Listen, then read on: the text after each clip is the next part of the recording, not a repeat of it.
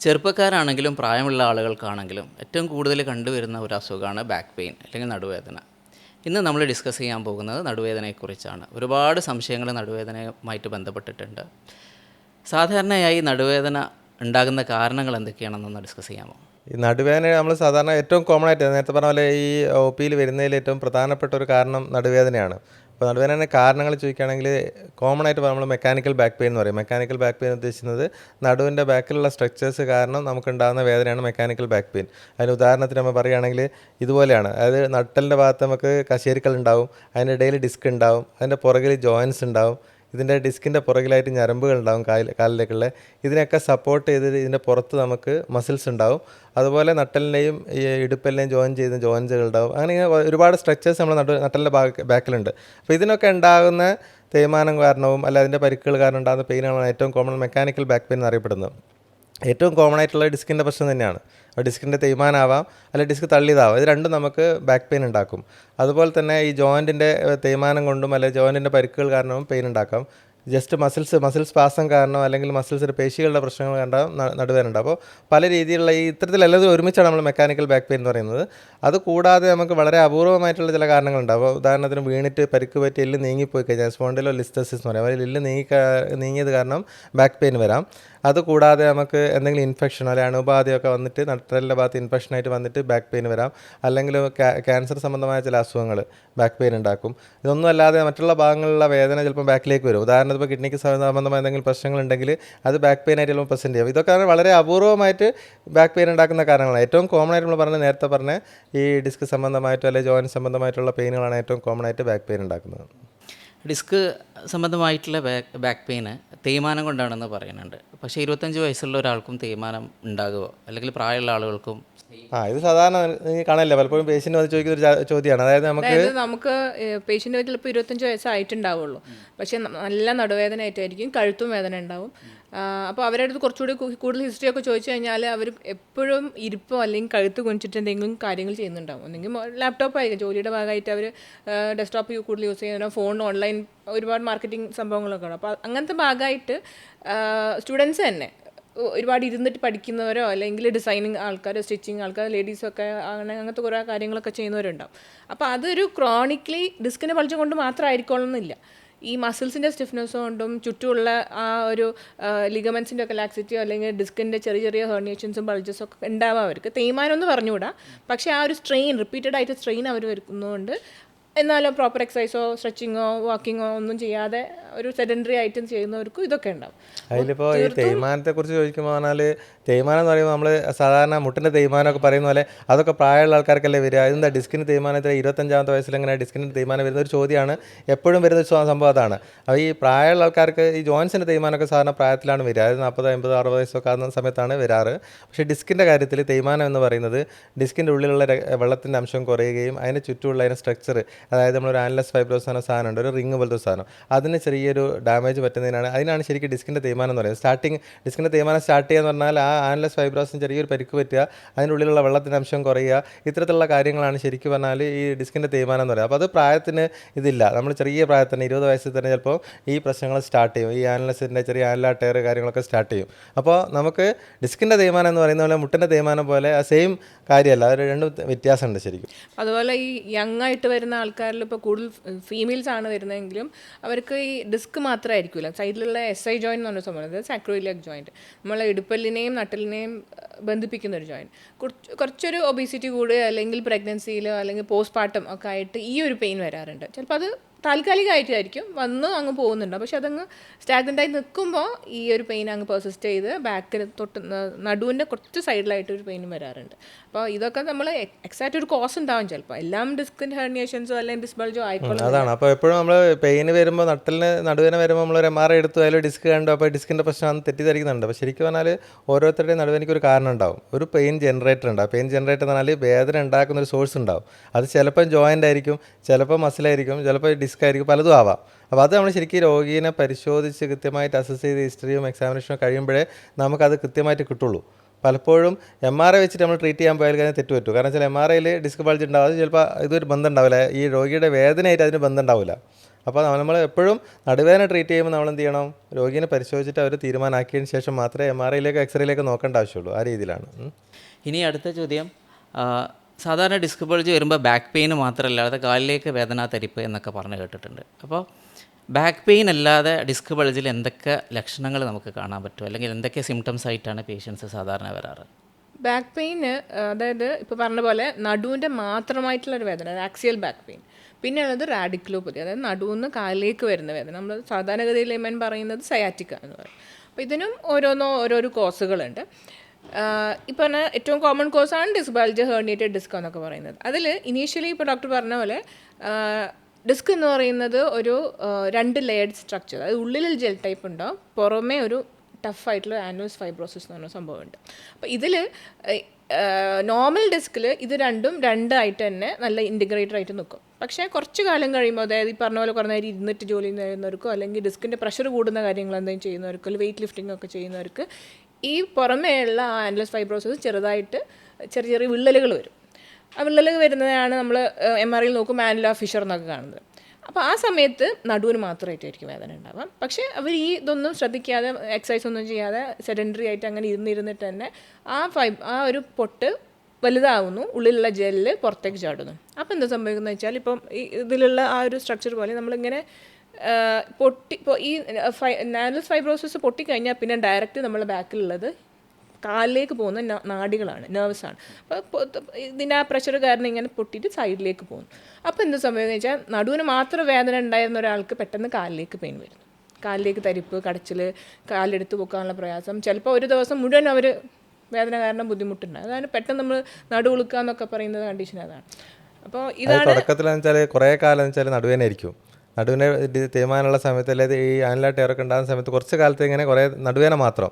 അതും പലപ്പോഴും പല ആൾക്കാർക്കും തുടങ്ങുകയെന്ന് വെച്ചാൽ, ഇടയ്ക്ക് ഇപ്പോൾ ഇന്ന് പെട്ടെന്നൊരു സാധനം ഒന്ന് കുനിഞ്ഞിട്ട് എടുത്തു, നടുവുളുക്കി, 2 ദിവസം റെസ്റ്റ് എടുത്തു, ചൂട് പിടിച്ചു, അത് മാറി.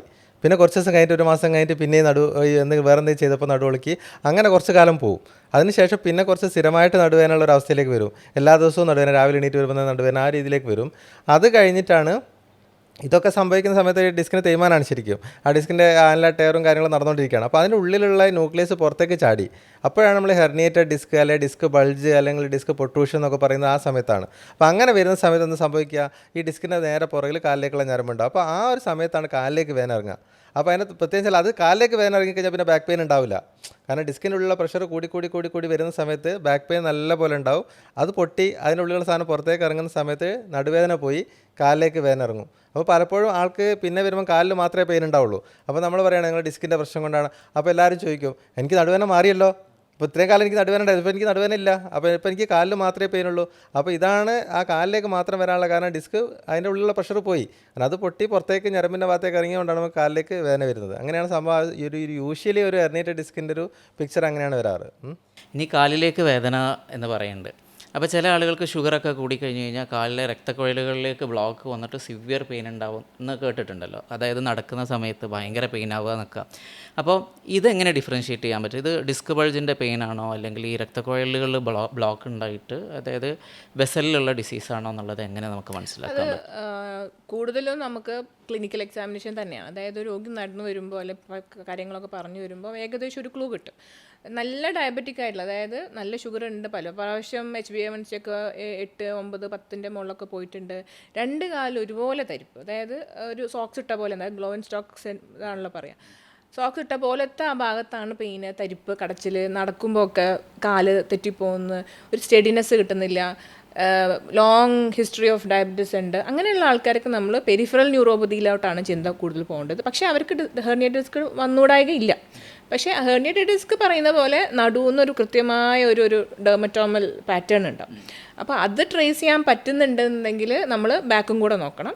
ഇനി അതല്ല, പ്രത്യേകിച്ചൊരു ബാക്ക് പെയിൻ ഹിസ്റ്ററി ഒന്നുമില്ല, MRI നോർമലാണ്, പക്ഷേ ലോങ് സ്റ്റാൻഡിങ് ഡയബറ്റീസ് ഉണ്ടെങ്കിൽ ഇത് തന്നെയാണ്. ഒരു വേദനയുടെ സ്വഭാവം വ്യത്യാസം ഉണ്ടാകും. കാരണം വെച്ചാൽ നമ്മൾക്ക് ഇപ്പോൾ ന്യൂറോപ്പതി കാരണമുള്ള പെയിൻ ആണെങ്കിൽ ഒരു പുകച്ചിൽ, നല്ല പുകച്ചിലുള്ള വേദന, മുളകരച്ച് തേച്ച ഒരു ഫീലിംഗ്, അതിൻ്റെ കൂടെ തരിപ്പും ഇതൊക്കെ ഉണ്ടാകും. അത് 2 സൈഡിലും ഉണ്ടാകും മിക്കപ്പോഴും, 2 കാലിലും ഒരുപോലെ ഉണ്ടാവും. പക്ഷേ ഡിസ്ക് സംബന്ധമായ പെയിൻ സാധാരണ ഒരു സൈഡിലാണ് ഉണ്ടാവുക. ആ ഒരു നടുവിൽ ഒരു കാലിലേക്ക് ഇറങ്ങുന്നു.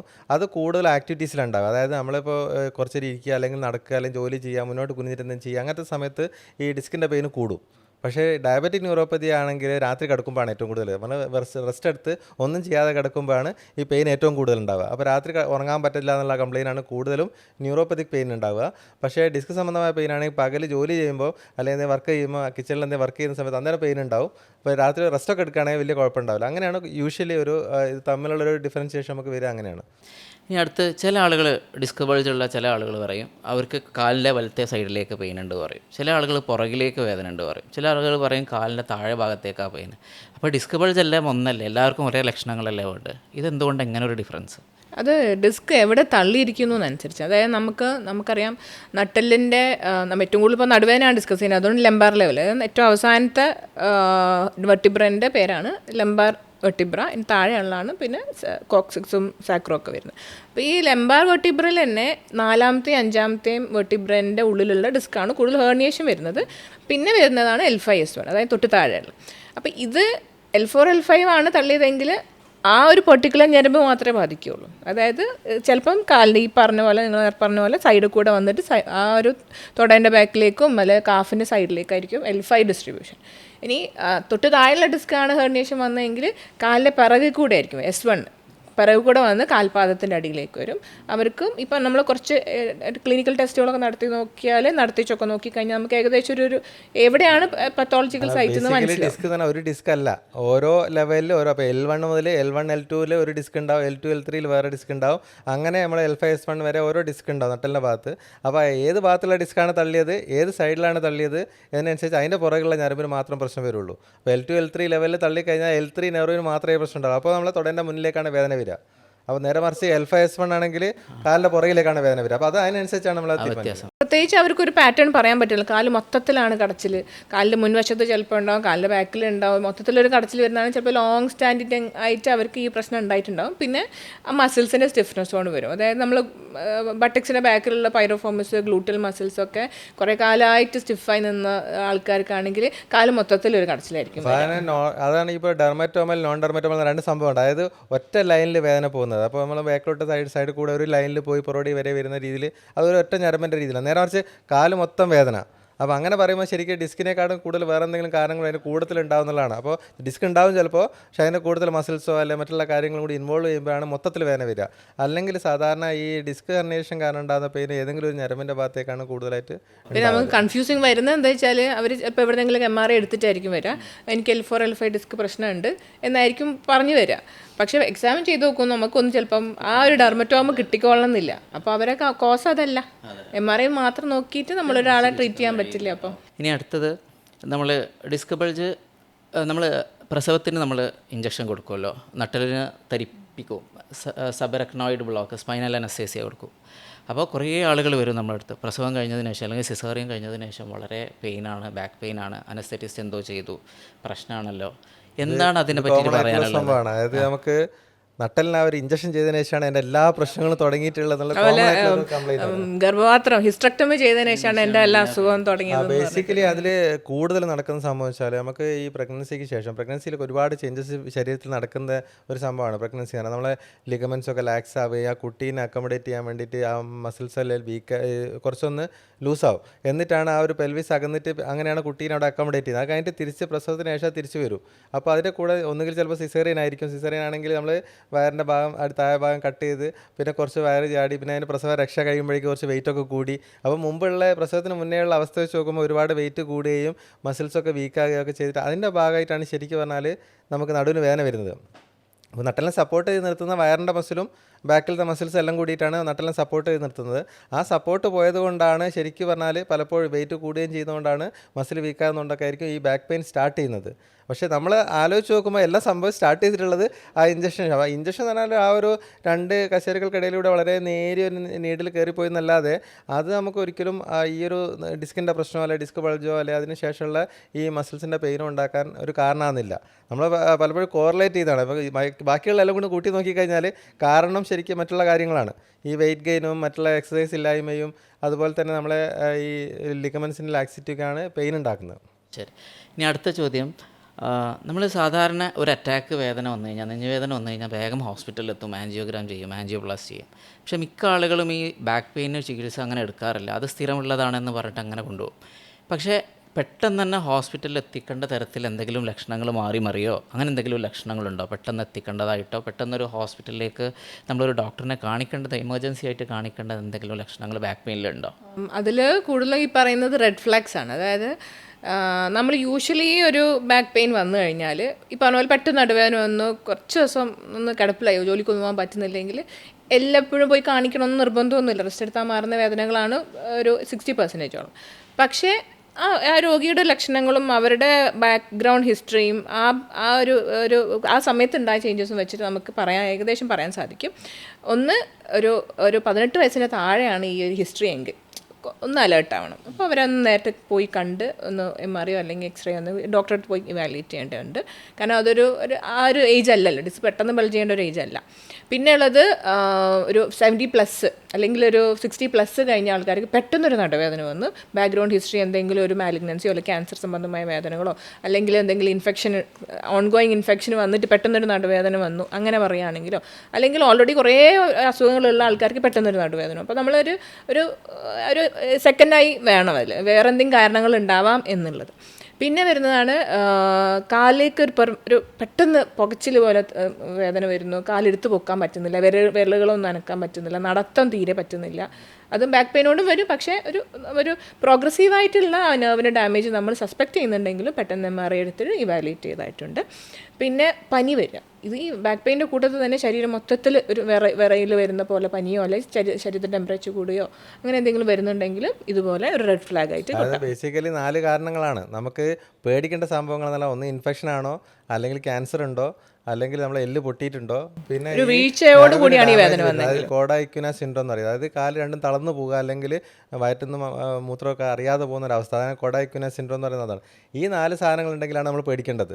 അപ്പോൾ ഇതെങ്ങനെയാണ് മനസ്സിലാക്കാൻ പറ്റുക എന്നുള്ളതാണ്. അപ്പോൾ ഇൻഫെക്ഷൻ ആണെങ്കിൽ പനി ഉണ്ടാവും, വിറയിൽ പനിയും കുളിരും വിറയിലൊക്കെ ഉള്ള ആൾക്കാർക്ക് അതിനെ കൂടുതൽ നടുവേദന ഉണ്ടാവും. അല്ലെങ്കിൽ മുമ്പ് ഇങ്ങനെ ഈ എന്താ പറയുക ഇമ്മ്യൂണോ കോംപ്രമൈസ്ഡ്, അതായത് ഇമ്മ്യൂണിറ്റി കുറഞ്ഞ ആൾക്കാർ, ഡയബറ്റീസ് ഭയങ്കര അൺകൺട്രോൾഡ് ഡയബറ്റീസ് ഉള്ള ആൾക്കാർ, അല്ലെങ്കിൽ വേറെ ഈ ചില മരുന്നുകൾ ഇപ്പോൾ ഈ ഭാഗത്തിനൊക്കെ മരുന്ന് സ്ഥിരമായിട്ട് മെത്തോട്രെക്സൈഡ് പോലുള്ള മരുന്നുകളൊക്കെ കഴിക്കുന്ന ആൾക്കാർക്ക് പെട്ടെന്നൊരു നടുവേദന വരുന്ന സമയത്ത് പനീൻ്റെ കൂട്ടത്തിൽ വരുമ്പോൾ നമ്മൾ ഇൻഫെക്ഷൻ സസ്പെക്റ്റ് ചെയ്യണം. അതല്ലാതെ നമുക്ക് രാത്രി കിടന്നാലും റെസ്റ്റ് എടുത്താലും മാറാത്ത രീതിയിലുള്ള അസഹനീയമായ വേദന, നമ്മൾ റെസ്റ്റ് എടുത്ത് പെയിൻ കില്ലർ എടുത്തിട്ട് മാറാത്ത രീതിയിലുള്ള അസഹനീയമായ വേദന, അതും ഇൻഫെക്ഷനോ മാലിഗ്നൻസിയോ വരുമ്പോഴാണ് അല്ലെങ്കിൽ ക്യാൻസർ വരുമ്പോഴാണ് അത്തരത്തിലുള്ള പെയിൻ വരിക. അല്ലെങ്കിൽ പെട്ടെന്ന് പ്രായം കൂടിയ ആൾക്കാർക്ക് പെട്ടെന്നൊരു നടുവേദന, ഒന്നുകിൽ തുമ്മിയോ അല്ലെങ്കിൽ കാല് സ്ലിപ്പായി അപ്പോൾ പെട്ടെന്നൊരു നടുവേദന, അപ്പോൾ മിക്കവാറും എല്ല് പൊട്ടിയതായിരിക്കും. അപ്പോൾ ആ അവർക്ക് ചിലപ്പോൾ വീഴണമെന്നില്ല, ചിലപ്പോൾ വീഴാൻ പോയതിട്ടേ ഉണ്ടാവുള്ളൂ. അപ്പോൾ അങ്ങനത്തെ അതുകൊണ്ടാണ് നമ്മൾ ഈ പ്രായം കൂടിയ ആൾക്കാർക്ക് പെട്ടെന്ന് ഒരു പെയിൻ വന്നാൽ എക്സ്റേ എടുക്കണം എന്ന് പറയുന്നത് അതുകൊണ്ടാണ്. കാരണം ചിലപ്പോൾ അത് ഈ ഓസ്റ്റിയോപൊറോട്ടിക് ഫ്രാക്ചർ ആയിരിക്കും, അത് ഈ എല്ലിന് ബലം കുറഞ്ഞിട്ട് എല്ല് പൊട്ടാനുള്ള സാധ്യതയുണ്ട്. അപ്പോൾ ഇത്തരത്തിലുള്ള കാര്യങ്ങൾ, അപ്പോൾ എല്ല് പൊട്ടിയിട്ടുണ്ടോ അല്ലെങ്കിൽ മാലിഗ്നൻസി ഇൻഫെക്ഷൻ ഉണ്ടോ, ഇതൊക്കെയാണ് നമ്മൾ ശ്രദ്ധിക്കേണ്ട കാര്യം. അല്ലാതെ ഒരു നടുവേദന വന്നു വെച്ചാൽ നമ്മൾ പെട്ടെന്ന് എക്സ്റേ എടുക്കുക MRI എടുക്കേണ്ട ആവശ്യമില്ല. കാരണം വെച്ചാൽ പലപ്പോഴും നമ്മൾ എക്സ്റേ എടുക്കുന്ന രോഗിനെ തൃപ്തിപ്പെടുത്താൻ വേണ്ടിയിട്ടാണ്. കാരണം ശരിക്കും ഒരു 6 ആഴ്ച വരെ ഒരു എക്സ്റേ MRI ഒന്നും ആവശ്യമില്ല എന്നുള്ളതാണ്. അതായത് നമ്മൾ ഒരു 90% ബാക്ക് പെയിനും 6 വീക്സ് കൊണ്ട് മാറുന്നതാണ് കണക്ക്. അപ്പോൾ അത് ഒരു അനുഗ്രഹമാണ്. കാരണം വെച്ചാൽ ബാക്ക് പെയിന് മിക്ക ആൾക്കാർക്കും കുറച്ച് റെസ്റ്റ് എടുത്ത് ചൂട് പിടിച്ച്, കാരണം തൈലമൊക്കെ പുരട്ടിയേ മാറി. അപ്പോൾ വലിയ പ്രശ്നമില്ല. പിന്നെ ചിലപ്പോൾ കുറച്ച് പിന്നെയും വരാം സാധ്യതയുണ്ട്, പക്ഷെ എന്നാലും മിക്ക ആൾക്കാർക്കും മാറും. അപ്പോൾ വേറെ പ്രശ്നമുള്ള സംഭവമല്ല, മെക്കാനിക്കൽ ബാക്ക് പെയിൻ ആയിരിക്കും. അപ്പോൾ അങ്ങനെ ആകുമ്പോൾ നമ്മൾ അതിന് എക്സ്റേ MRI ഒന്നും എടുക്കേണ്ട ആവശ്യമില്ല. പക്ഷേ ഈ പറഞ്ഞ 4 കാര്യങ്ങളുണ്ടെങ്കിൽ സസ്പെക്റ്റ് ചെയ്യുന്നുണ്ടെങ്കിൽ ഇമ്മീഡിയറ്റ്ലി പോയിട്ട് നമ്മൾ കാണിക്കണം. എക്സ്റേ MRI എന്താ വേണ്ടത്. നമ്മൾ ചോദിക്കേണ്ട വേറെ കാര്യം, വയറ്റിന്ന് പോകുന്നുണ്ടോ, മൂത്രം പിടിച്ചു വെക്കാൻ പറ്റുന്നുണ്ടോ. ബവലൻ ബ്ലാഡർ പോയിട്ടുണ്ടെങ്കിൽ ഇമ്മീഡിയറ്റ്ലി എമർജൻസിയാണ്. അത് കോഡാക്യുന, അതായത് ഞരമ്പിന് ഡാമേജ് വരാൻ സാധ്യതയുണ്ടെന്നുള്ള കാണിക്കുന്ന സംഭവം, അത് പിന്നെ തിരിച്ച് കിട്ടൂല. അതുകൊണ്ടാണ് അതിന് ഏറ്റവും പ്രധാനം അതാണ്. അതായത് ഒരാൾക്ക് വയറ്റിന്ന് അറിയാതെ പോകുക, അല്ലെങ്കിൽ വയറ്റ് മൂത്രം പോകാത്തൊരവസ്ഥ വരികയാണ് ഡിസ്കിൻ്റെ പ്രശ്നം, നടുവേദനൻ്റെ കൂട്ടത്തിൽ പെട്ടെന്ന് കാല് തളർച്ച, അല്ലെങ്കിൽ ഈ മൂത്രവും മലവും പോകുന്ന ഭാഗത്ത് തരിച്ചിരിക്കുകയാണ്. അങ്ങനെ വരുന്ന ആൾക്കാർക്ക് ഭയങ്കര ഹൈ റിസ്ക് ആണ്. കാരണം വെച്ചാൽ അത് ഒരു 24 മണിക്കൂർ കഴിഞ്ഞാൽ പിന്നെ തിരിച്ച് കിട്ടൂല. നമുക്കതിൻ്റെ ഉള്ളിൽ അത് റെഡിയാക്കണം. അപ്പോൾ ഡിസ്ക് തള്ളിയിട്ടാണ് സംഭവിച്ചതെങ്കിൽ, ഈ സംഭവം ഉണ്ടെങ്കിൽ, ഈ ഒരു ഹിസ്റ്ററി ഉണ്ടെങ്കിൽ ഇമ്മീഡിയറ്റ് ആയിട്ട് നമ്മൾ ഡിസ്ക് സർജറി ചെയ്ത് റെഡിയാക്കണം. നമ്മൾ കഴിയുന്ന ഡിസ്കിന് സർജറി ചെയ്യരുത്, നീട്ടി വെക്കണം എന്നാണ് പറയുന്നത്. ഈ ഒരു സംഭവം ഉണ്ടെങ്കിൽ നമ്മൾ 24 ഹവേഴ്സിനുള്ളിൽ ആ പേഷ്യൻറ്റിനെ സർജറി ചെയ്യണം. ഇല്ലെങ്കിൽ എന്താ പ്രശ്നം വെച്ചാൽ പിന്നെ കാലാകാലവും അയാൾക്ക് ആ മൂത്രം അറിയാതെ പോകുന്നൊരു പ്രശ്നം, അല്ലെങ്കിൽ വയറ്റുന്ന പോകാത്തൊരു പ്രശ്നം കാലാകാലം ഉണ്ടാവും. അതാണ് പ്രശ്നം. ഇനി സ്ഥിരമായിട്ട് ചില ആളുകൾ ഡ്രൈവേഴ്സൊക്കെ ഉണ്ട്, ഡിസ്ക് ബൾജുള്ള ലോറി ഡ്രൈവേഴ്സ്, ലോങ് റണ്ണ് പോകുന്ന ഓട്ടോ ഡ്രൈവേഴ്സ് ഉണ്ട്. അതേപോലെ ഇപ്പോഴത്തെ ന്യൂജൻ കുട്ടികൾ ഡിസ്ക് ബൾജുള്ള 18-20 വയസ്സുള്ള കുട്ടികളൊക്കെ ഉണ്ട്. അവരുടെയൊക്കെ ബേജാർ എന്താണെന്ന് വെച്ചാൽ ചില ആളുകൾക്ക് അവരുടെ ജീവിതമാണല്ലോ, ഡ്രൈവ് ചെയ്തിട്ടല്ലാണ്ട് ജീവിക്കാൻ പറ്റില്ല. ചില ആളുകൾക്ക് അവരുടെ ട്രിപ്പ്, ബൈക്ക് റൈഡ് കാര്യങ്ങളൊക്കെ ബുദ്ധിമുട്ടാണ്. ചില ആളുകൾ ചോദിക്കും ഞങ്ങൾക്ക് ഇത് അതിന് ചെയ്യാൻ കഴിയില്ലേ, ഇനി ജീവിതത്തിൽ ഒരിക്കലും അത് ചെയ്യാൻ പറ്റില്ല. അങ്ങനെ എന്തെങ്കിലും ഉണ്ടോ? ഡിസ്ക് ബൾജ് വന്നു കഴിഞ്ഞ് കഴിഞ്ഞാൽ ബൈക്ക് റൈഡ് ചെയ്യാൻ പാടില്ല എന്നോ അങ്ങനെ എന്തെങ്കിലും ഉണ്ടോ? അതോ ട്രീറ്റ് ചെയ്താൽ മുഴുവനായിട്ട് മാറുമോ?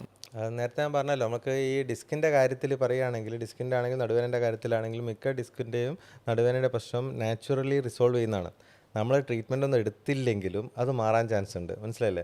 അപ്പോൾ ചില ആൾക്കാർ പറയും ഞങ്ങൾ ഇതൊക്കെ എടുത്തു, ആദ്യം അലോപ്പതി കാണിച്ചപ്പോൾ അവർ സർജറി പറഞ്ഞു, അത് കഴിഞ്ഞിട്ട് ഞങ്ങൾ ഹോമിയോപ്പതി പോയി, അവിടെ നിന്നാണ് മാറിയത്. അതിനുശേഷം നോക്കുമ്പോൾ വലിയ കുഴപ്പമൊന്നുമില്ല. അപ്പോൾ ശരിക്കും പറഞ്ഞാൽ അവരുടെ ടൈമാണ്. ഇത് ട്രീറ്റ്മെൻറ്റ് എടുത്ത് തുടങ്ങി ഒരു 6 ആഴ്ച കഴിഞ്ഞപ്പോൾ അവർക്ക് തനിയെ മാറി. അപ്പോൾ അത് ഏത് ട്രീറ്റ്മെൻറ്റ് എടുത്തു എന്നുള്ളതിനെക്കാട്ടും പ്രധാനം ആ സമയം കൊണ്ട് അവർക്ക് നാച്ചുറലി റിസോൾവ് ആയതാണ്. അപ്പോൾ ആ നാച്ചുറൽ റെസൊല്യൂഷൻ നടുവിൻ്റെ കാര്യത്തിലും ഡിസ്കിൻ്റെ കാര്യത്തിലും ഭയങ്കര കോമൺ ആണ്. അപ്പോൾ അതുകൊണ്ട് തന്നെ നമ്മൾ ഈ ഒരിക്കൽ ഡിസ്ക് തള്ളിയായിട്ട് നടുവേദന വന്നതുകൊണ്ട് എനിക്കിനി കാലാകാലം ഇതൊന്നും ചെയ്യാൻ പറ്റില്ല എന്നുള്ള ബേജാറാണ്ട ആവശ്യമില്ല. അപ്പോൾ ചില കേസുകളുണ്ടാകും, ചിലപ്പോൾ കുറച്ച് കൂടുതൽ ഡിസ്ക് തള്ളി നല്ല ഞരമ്പ് കംപ്രഷൻ ഈ 6 ആഴ്ച കഴിഞ്ഞിട്ട് മാറാത്ത ആൾക്കാരുണ്ടാവും. അത്തരത്തിലുള്ള ആൾക്കാർക്ക് നമ്മൾ ട്രീറ്റ്മെൻറ്റ് എടുക്കണം. ആ ട്രീറ്റ്മെൻറ്റ് എടുത്ത് കഴിഞ്ഞിട്ട് പെയിന് മാറ്റി എന്നിട്ട് എന്ത് ചെയ്യണം, നമ്മൾ റീഹാബിലിറ്റേഷൻ, അതായത് എക്സസൈസും കാര്യങ്ങളൊക്കെ ചെയ്ത് ബാക്കിൻ്റെ സ്ട്രെങ്ത് ഒക്കെ കൂട്ടിക്കൊണ്ട് പിന്നെ നമുക്ക് നാച്ചുറലി ഗ്രാജുവലി എന്ത് ചെയ്യാൻ പറ്റും, ഈ പഴയ ജോലികളിലെല്ലാം അത് ഒറ്റയടിക്കല്ല. നമ്മളിപ്പോൾ ഇന്നിപ്പോൾ ഒരു നടുവേദന വന്നു, നമുക്കൊരു ട്രീറ്റ്മെൻറ്റ് ഇഞ്ചക്ഷനോ അല്ലെങ്കിൽ ഒരു ട്രീറ്റ്മെൻറ്റ് എടുത്തു, അപ്പോൾ അതിനുശേഷം പിറ്റേന്ന് തന്നെ പോയിട്ട് വെയിറ്റ് എടുത്ത് പോക്കുക അല്ലെങ്കിൽ ഈ ബൈക്കിൽ ലോങ് റൈഡ് പോകുക, അത് സംഭവിക്കില്ല. അതിന് പകരം നമ്മളതിന് ടൈം കൊടുക്കണം. ഒരു റിക്കവറിക്കുള്ള ഒരു പരിക്ക് മാറാനുള്ളൊരു ടൈം ശരീരത്തിന് കൊടുക്കുകയും പിന്നെ നമ്മളെ ബാക്കിൻ്റെ സ്ട്രെങ്ത് കൂട്ടാനുള്ള റീഹാബിലിറ്റേഷനും എക്സസൈസും ഒക്കെ ചെയ്ത് പിന്നെ നമ്മൾ ഗ്രാജുവലി എന്ത് ചെയ്യുക, നോർമൽ കാര്യങ്ങൾ സ്റ്റാർട്ട് ചെയ്യുക. അതിനുശേഷം ഹെവി ആയിട്ടുള്ള കാര്യങ്ങൾ, അതുപോലെ തന്നെ ഡ്രൈവിങ്ങും കാര്യങ്ങളും ലോങ് ഡ്രൈവിംഗ് ഒക്കെ സ്റ്റാർട്ട് ചെയ്യാൻ പറ്റുന്ന ഒരു അവസ്ഥയിലേക്ക് വരും. ആ ഒരു ടൈം എടുത്ത് മെല്ലെ മെല്ലെ ഗ്രാജുവലി നമുക്ക് തിരിച്ച് നോർമൽ ലൈഫിലേക്ക് തന്നെ റിട്ടേൺ ചെയ്യാൻ പറ്റും. ഈ പറഞ്ഞ ഒരു ചോദ്യത്തിലുള്ളൊരു പേഷ്യൻ്റ് വന്നിരുന്നു. അതായത് 4 കൊല്ലം മുന്നെയാണ് ഡോക്ടർ ഡിസ്ക് ബൾജ് ഉണ്ട്, കുനിയരുത് എന്നൊക്കെ പറഞ്ഞത്. അവർ ഇന്നേ വരെ താഴെ കിടന്നൊരു പെന്ന് പോലും എടുത്തിട്ടില്ല. അപ്പം അത്രയും തീരെ വളയ്ക്കരുത്, തീരെ അങ്ങനെ അല്ല. അതിൻ്റെ ഒരു പീരീഡ് ഉണ്ട്. ആ പീരീഡ് കഴിയുന്ന വരെ നമ്മൾ ആ ഡിസ്കിൻ്റെ പ്രഷർ കൂട്ടുന്ന കാര്യങ്ങളൊന്നും ചെയ്യരുത്. പലപ്പോഴും ഡോക്ടർമാരുടെ അടുത്തും ഓരോ തെറ്റ് പറ്റാറ് മുന്നോട്ട് കുനിയാൻ പാടില്ല. ആ ഒരു ഒറ്റ സെൻറ്റൻസ് ആണ്. അപ്പോൾ ആ പേഷ്യൻ്റ് മനസ്സിലാക്കുന്ന വെച്ചാൽ ഇനി കാലാകാലത്തേക്ക് മുന്നോട്ട് വളയാൻ പാടില്ല, നിസ്കാരം നിർത്തി ചെയറിലേക്കാക്കും. അതുപോലെ തന്നെ കുഴപ്പമില്ലാത്ത ആൾക്കാർ ഇരുന്ന് നിസ്കരിക്കാൻ തുടങ്ങും, പിന്നെ മുട്ടിനും പ്രശ്നം. ശരിക്കും നമുക്ക് ആ മസിൽസൊക്കെ പിന്നെ വീക്കാവുകയും അല്ലെങ്കിൽ അതിൻ്റെ സ്പാസം വരികയൊക്കെ ചെയ്യുകയാണ് ചെയ്യുക. അപ്പോൾ ബേസിക്കലി കുറച്ച് കഴിഞ്ഞ് തുടക്കത്തിലുള്ള ഒരു റെസ്റ്റ് കൊടുത്ത് പിന്നെ കഴിയുന്നത് നമ്മൾ നോർമൽ ആക്ടിവിറ്റീസിലേക്ക് ഗ്രാജുവലി തിരിച്ച് കയറുക എന്നുള്ളതാണ്. അപ്പോൾ മുന്നോട്ട് കുറച്ചൊന്ന് വളഞ്ഞുകൊണ്ട് ഡിസ്ക് തള്ളി പുറകോട്ട് പോകുന്നില്ല. അതാണ് ഒരു പലപ്പോഴുള്ള പ്രശ്നം. ഒരു നോർമൽ ഒരു ഡിസ്ക് വളി തുടക്കത്തിൽ ആദ്യമായിട്ട് കേട്ട ഒരാൾക്കുള്ള പ്രശ്നം എന്ന് വെച്ചാൽ, പലപ്പോഴും എനിക്ക് പണ്ട് തോന്നിയൊരു കാര്യമാണ്, ഈ ഇതിലൊക്കെ വരുന്നതിന് മുന്നേ ഉള്ള കാര്യം എന്ന് വെച്ചാൽ, ഡിസ്ക് തള്ളി എന്ന് പറഞ്ഞു കഴിഞ്ഞാൽ ഇപ്പം അങ്ങ് തെറ്റിപ്പോകും, നമ്മൾ കുനിയുമ്പോഴേക്ക് അങ്ങ് തെറ്റിപ്പോകുന്നൊരു സാധനമാണ്. അങ്ങനത്തെ ഒരു തെറ്റിദ്ധാരണ എല്ലാവർക്കും ഉണ്ട്. നമ്മളിപ്പോൾ ഒന്ന് കുനിയുമ്പോഴേക്ക് ഡിസ്ക് തെറ്റി അങ്ങ് പോവുകയാണ്, തെറിച്ച് പോവുക, അങ്ങനത്തെ സംഭവമൊന്നുമില്ല. ഡിസ്ക് നല്ലപോലെ സ്ട്രക്ചേർഡായിട്ട് ചുറ്റും നമുക്ക് മസിൽസും പേശികളും ജോയിൻസ് എല്ലാം ഉണ്ട് അതിന് സപ്പോർട്ടായിട്ട്. അത് വളരെ ഉള്ളിലുള്ള സാധനമാണ്. അപ്പോൾ അത് ജസ്റ്റ് ഒന്ന് കുനിഞ്ഞുകൊണ്ട് അങ്ങ് തെറ്റിപ്പോകുന്നില്ല. ഡിസ്ക് ബൾജുള്ള ആൾക്കാർക്ക് മുന്നോട്ട് വളയുമ്പോൾ ഡിസ്കിൻ്റെ ഉള്ളിലുള്ള പ്രഷർ കൂടുന്നതുകൊണ്ടാണ് വേദന കൂടുന്നത്. അത്രയേ ഉള്ളൂ. അല്ലാതെ നമ്മൾ മുന്നോട്ട് കുനിയുമ്പോഴേക്ക് ഡിസ്ക് പുറകോട്ട് നീങ്ങി പോകുന്ന ആ രീതിയിലുള്ള ഒരു തെറ്റിദ്ധാരണ. പക്ഷേ ഈ എക്സസൈസ്, നടുവിൻ്റെ എക്സസൈസ് മുഴുവൻ മുന്നോട്ട് കുഞ്ഞിട്ടും ബാക്കോട്ടേക്ക് എക്സ്റ്റൻഷൻ ആണ് വരുന്നത്. എന്നാൽ മാത്രമേ അതിൻ്റെ ചുറ്റുള്ള മസിൽസിലേക്ക് ബ്ലഡ് സപ്ലൈ എത്തുന്നു. ഡിസ്കിൻ്റെ ഉള്ളിൽ തന്നെ ബ്ലഡ് സപ്ലൈ എത്തണമെങ്കിൽ ഈ പറഞ്ഞ കുഞ്ഞിട്ടും ബാക്കോട്ടേക്ക് ആക്കുള്ള എക്സ്റ്റൻഷനോ എക്സസൈസുകളൊക്കെയാണ് അതിൻ്റെ ട്രീറ്റ്മെൻറ്റ് തന്നെ. അപ്പോൾ നമ്മൾ തുടക്കത്തിൽ നോർമൽ ആക്ടിവിറ്റീസ് നമ്മൾ മെയിൻറ്റെയിൻ ചെയ്തിട്ട് തന്നെ പോകുന്നതാണ് എപ്പോഴും. നോർമൽ ആക്ടിവിറ്റീസ്, നോർമൽ പൊസിഷൻസ് എല്ലാം മെയിൻറ്റെയിൻ ചെയ്യുക. അഗ്രസീവ് ആയിരുന്നു മാത്രം. അതായത് വലിയ കുറേ നേരം മുന്നോട്ട് കുമ്പിട്ട് നിന്നിട്ടുള്ള ജോലികൾ ഒരുപാട് നേരം ചെയ്യുക, അല്ലെങ്കിൽ വെയിറ്റ് എടുത്ത് വലിയ ഭാരമുള്ള സാധനം ഒന്നും ശ്രദ്ധിക്കാതെ എടുത്ത് പൊക്കുക, അങ്ങനെയൊക്കെ ചെയ്യുന്ന സമയത്ത് ആ പ്രശ്നം ഉണ്ടാക്കും. നോർമലി ഉള്ള നിസ്കാരത്തിൽ ഇപ്പോൾ കുനിയുന്നത് പോലെ കുനിയുക, അല്ലെങ്കിൽ ജസ്റ്റ് താഴെ വീട സാധനം കുനിഞ്ഞിട്ടെടുക്കുക, അങ്ങനത്തെ സംഭവങ്ങളൊന്നും. നിങ്ങൾ ചോദിച്ചതിൻ്റെ ഉത്തരം എന്താ വെച്ചാൽ, ഇപ്പം ഒരിക്കലും ഡിസ്ക് ബൾജ് വന്ന ഒരു 18 വയസ്സിലോ 20 വയസ്സിലൊരു പയ്യനാണെങ്കിൽ അവൻ ആ സമയത്ത് റെസ്റ്റ് എടുക്കണം. പക്ഷേ നിർബന്ധമായിട്ടും ഒരു ഹാഫ് ആൻ അവർ എക്സസൈസോ അല്ലെങ്കിൽ സ്പൈൻ്റെ കാര്യങ്ങൾ അവർ ചെയ്തിരിക്കണം, അല്ലെങ്കിൽ ഇത് റിക്കറൻസ് വരാൻ സാധ്യതയുണ്ട്. അപ്പോൾ ഇത് ഫുൾ ടൈം ഒരു ബെഡ് റെസ്റ്റോ അല്ലെങ്കിൽ ആ ചെയ്യാൻ പാടില്ല എന്നുള്ള ഒരു ഇത് മാറ്റിയിട്ട്, ഓട്ടോ ഡ്രൈവേഴ്സിനാണെങ്കിൽ അവരുടെ ജീവിതത്തിൻ്റെ ഭാഗമാണത്. അപ്പോൾ ഹൈ റിസ്ക് ആയിട്ട് വരുന്ന ഈ റോഡുകളൊക്കെ ഗട്ടറും ഇതൊക്കെ ഒഴിവാക്കിയിട്ട് അവരുടേതായ ഒരു സ്പീഡിൽ അവർ ശ്രദ്ധിച്ചുകൊണ്ട് പോവുകയാണെങ്കിൽ ഒരിക്കലും ഇതൊരു ബേർഡൻ ആയിട്ട് വരില്ല. തന്നെയാണ് നമ്മളെ കുനിയരുത് പറഞ്ഞ പോലെ തന്നെയാണ് ബെൽറ്റ് ഉപയോഗിക്കുന്ന കാര്യം. ചില ആൾക്കാർ ബെൽറ്റ് കൊടുക്കും, നല്ല നടുവേദനയുള്ള സമയത്ത് ബെൽറ്റ് ഉപയോഗിച്ചോളാൻ പറയും. അപ്പോൾ അത് ബെൽറ്റ് ഉപയോഗിക്കുമ്പോൾ സുഖം ഉണ്ടാവും. അപ്പോൾ അവരെന്ത് ചെയ്യും, അത് സ്ഥിരമായിട്ട് അങ്ങ് ഉപയോഗിക്കും. പിന്നെ അങ്ങോട്ട് കാലാകാലം ബെൽറ്റ് കെട്ടി പണിയെടുക്കുക എന്നുള്ള രീതിയിലേക്ക് വരും. അത് എപ്പോഴും ശ്രദ്ധിക്കേണ്ട കാര്യമാണ്. ബെൽറ്റ് ഉപയോഗിക്കാൻ പറയുന്നത് കുറച്ച് ദിവസത്തേക്കാണ്. ആ സിവിയർ പെയിനുള്ള സമയത്തേക്ക് തൽക്കാലം ഒന്ന് മസിൽ സ്വാസം ഒന്ന് കുറയാൻ പറയാൻ വേണ്ടിയിട്ട് ഉപയോഗിക്കാൻ വേണ്ടി പറയുന്നതാണ്. അപ്പോൾ അത് നമ്മൾ സ്ഥിരമായിട്ട് ഉപയോഗിക്കുമ്പോൾ എന്താ പ്രശ്നം വെച്ചാൽ ആ മസിൽസ് പണിയെടുക്കില്ല. നമ്മൾ നട്ടെല്ലാം സപ്പോർട്ട് ചെയ്യേണ്ട മസിൽസ് പണിയെടുക്കുന്നതിന് പകരമാണ് ബെൽറ്റ് ഉപയോഗിക്കുന്നത്. അപ്പോൾ ആ മസിൽസ് എന്താവും, സ്ഥിരമായിട്ട് അതിൻ്റെ വീക്ക്നെസ്, ശക്തി കുറഞ്ഞു വരും. ശരിക്കും നമുക്ക് എന്താ വേണ്ടത്, ഇത്തരത്തിലുള്ള ആൾക്കാർക്ക് മസിൽസിൻ്റെ സ്ട്രെങ്ത്ത് കൂട്ടിക്കൊണ്ടുവരിക വേണ്ടത്. അപ്പോൾ ആ മസിൽ എടുക്കേണ്ട പണി ബെൽറ്റ് എടുക്കുന്നതുകൊണ്ട് അതിൻ്റെ വീക്ക്നെസ് കൂടുകയും അത് സ്ഥിരമായിട്ട് അവർക്ക് ഉള്ളിലുള്ള പ്രശ്നങ്ങൾ ശരിക്കും കൂടുകയാണ് ചെയ്യുക. ആ സപ്പോർട്ട് ഇല്ലാതാകുമ്പോൾ ശരിക്കും പറഞ്ഞാൽ ഉള്ളിലുള്ള അസുഖം എന്താണോ അത് കൂടി വരികയാണ് ചെയ്യുക. അപ്പോൾ ലോങ് ടേമിൽ ഒരിക്കലും യങ് ആയിട്ടുള്ള ആൾക്കാർ പ്രത്യേകിച്ചും ഈ ബെൽറ്റ് ഉപയോഗിക്കുന്നവർ, പ്രായമുള്ള 75 വയസ്സുള്ള ആൾക്കാർക്ക് സപ്പോർട്ട് ചെയ്യാണ്ട് ഉപയോഗിക്കുക, അതിന് വലിയ നമുക്കൊന്നും പറയാനില്ല. അല്ലെങ്കിൽ എല്ല് നീങ്ങിപ്പോയ ലിസ്റ്റസിസ് ഉള്ള ആൾക്കാർക്കൊന്നും സപ്പോർട്ട് ചെയ്യാൻ വേണ്ടി ഉപയോഗിക്കുന്നതിന് കുഴപ്പമില്ല. യങ് ആയിട്ടുള്ള ആൾക്കാർ ഡിസ്ക് ബൾജിനോ നടുവേദനയ്ക്ക് വേണ്ടിയിട്ട് ബെൽറ്റ് സ്ഥിരമായിട്ട് ഉപയോഗിക്കുന്നത് കഴിയുന്നതും ഒഴിവാക്കണം. പിന്നെ ചില ആളുകൾ ചോദിക്കുന്ന ഒരു ചോദ്യം, ഹൈറ്റ് കൂടുതലുണ്ടായാലും വെയിറ്റ് കൂടുതലുണ്ടായാലും ഡിസ്ക് ബൾജ് കൂടുതൽ ഉണ്ടാവാനുള്ള സാധ്യത ഉണ്ട്, അത് എത്രത്തോളം സത്യമാണ്? അതിൽ വെയ്റ്റിനൊരു എക്സ്പ്ലനേഷൻ ഉണ്ട്. കാരണം വെച്ചാൽ നമ്മൾ കുടവയറ് കൂടുമ്പോൾ അല്ല വയറിൻ്റെ ഒരു മുന്നോട്ടുള്ള ഇത് വിട്ട് കൂടുമ്പോൾ നമ്മൾ സ്വാഭാവികമായിട്ടും നമ്മളെ ഒരു സ്പൈനിലൊരു ലോഡോസിസ് വേണം. അതായത് കുറച്ചൊന്ന് ബാക്കിൽ ആ ഭാഗം കുറച്ച് മുന്നോട്ട് ബൾജ് ചെയ്ത് നിൽക്കണം. അപ്പോൾ ആ സ്പൈൻ നമ്മളെ നട്ടലിനെ അതിൻ്റെ ചുറ്റുമുള്ള മസിൽസാണ് ഇതിനെ താങ്ങി നിർത്തുന്നത്. അപ്പോൾ ആ ഒരു ഗ്രാവിറ്റി, ലൈൻ ഓഫ് ഗ്രാവിറ്റി കുറച്ച് മാറുന്നുണ്ട്. അപ്പോൾ വയർ ചാടുമ്പോൾ ആ വയറിൻ്റെ വെയിറ്റും കൂടെ സ്പൈനിൽ ലോഡ് കൂടുകയാണ്. അപ്പം അത് ഡിസ്കിൻ്റെ ബൾജ് കൂട്ടുമെന്നല്ല, പക്ഷേ ആ ഒരു സ്പൈനിൻ്റെ സ്റ്റെബിലിറ്റീനെ കുറച്ച് ബാധിക്കും. അപ്പോൾ കൂടുതൽ സ്ട്രെയിൻ വരും, അതുകൊണ്ട് വേദന കൂടും. പിന്നെ ഹൈറ്റിൻ്റെതും എന്താണെന്ന് വെച്ചാൽ അവർ ആ ഹൈറ്റിന് അത്രയും വെർട്ടിബിൾ കോളത്തിൻ്റെ ഇതും നമ്മളെ ബോഡീൻ്റെ വെയിറ്റും ഒക്കെ കൂടുമ്പോൾ ഏറ്റവും അവസാനത്ത് അത് L4, 5 ആ സ്ഥലത്തുള്ള ഒരു സെൻറ്റർ ഓഫ് ഗ്രാവിറ്റീൻ്റെ ഇത് കൂടുതലായിരിക്കും. അപ്പോൾ അവർക്ക് കൂടുതലാവാൻ സാധ്യതയുണ്ട്, എല്ലാവർക്കും വന്നോളന്നല്ല.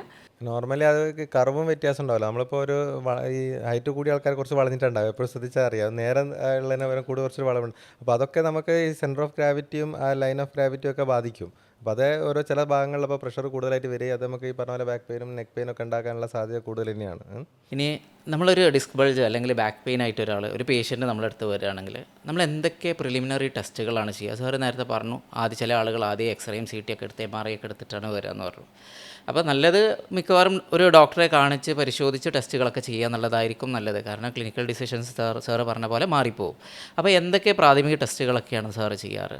എങ്ങനെയാണ് അത് ഇവാലുവേറ്റ് ചെയ്യുന്നത്? അതിപ്പോൾ നമ്മൾ ബാക്ക് പെയിൻ ഉള്ള ആൾക്കാർക്ക് എപ്പോഴാണ് ഇപ്പോൾ എക്സ്റേ എടുക്കണോ MRI എടുക്കണോ, ഏതാണ് എടുക്കേണ്ടത്, എപ്പോൾ എടുക്കണം എന്നുള്ള ഈ ഒരു ചോദ്യമാണ് എപ്പോഴും സാധാരണ വരുന്നത്. ഞാൻ നേരത്തെ പറഞ്ഞ പോലെ ഒരു മെക്കാനിക്കൽ ബാക്ക് പെയിൻ ആണ്, നമുക്കൊരു റെഡ് ഫ്ലാഗ്സ് ആയിട്ടുള്ള ഒന്നുമില്ല.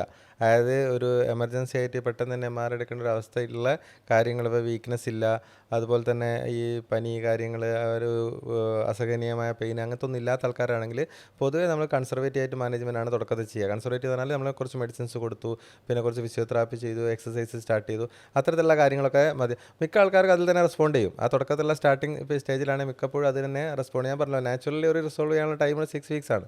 അപ്പോൾ ഒരാൾക്ക് ഈ രീതിയിലുള്ള മെഡിസിൻസ് എടുത്ത് എക്സസൈസ് ചെയ്തിട്ടൊന്നും മാറ്റം ഇല്ലെങ്കിൽ നമ്മളെന്തായാലും ഒരു എക്സ്റേ, ഇനീഷ്യലി ഒരു എക്സ്റേ വാല്യൂഷൻ നമ്മൾ ചെയ്യുക.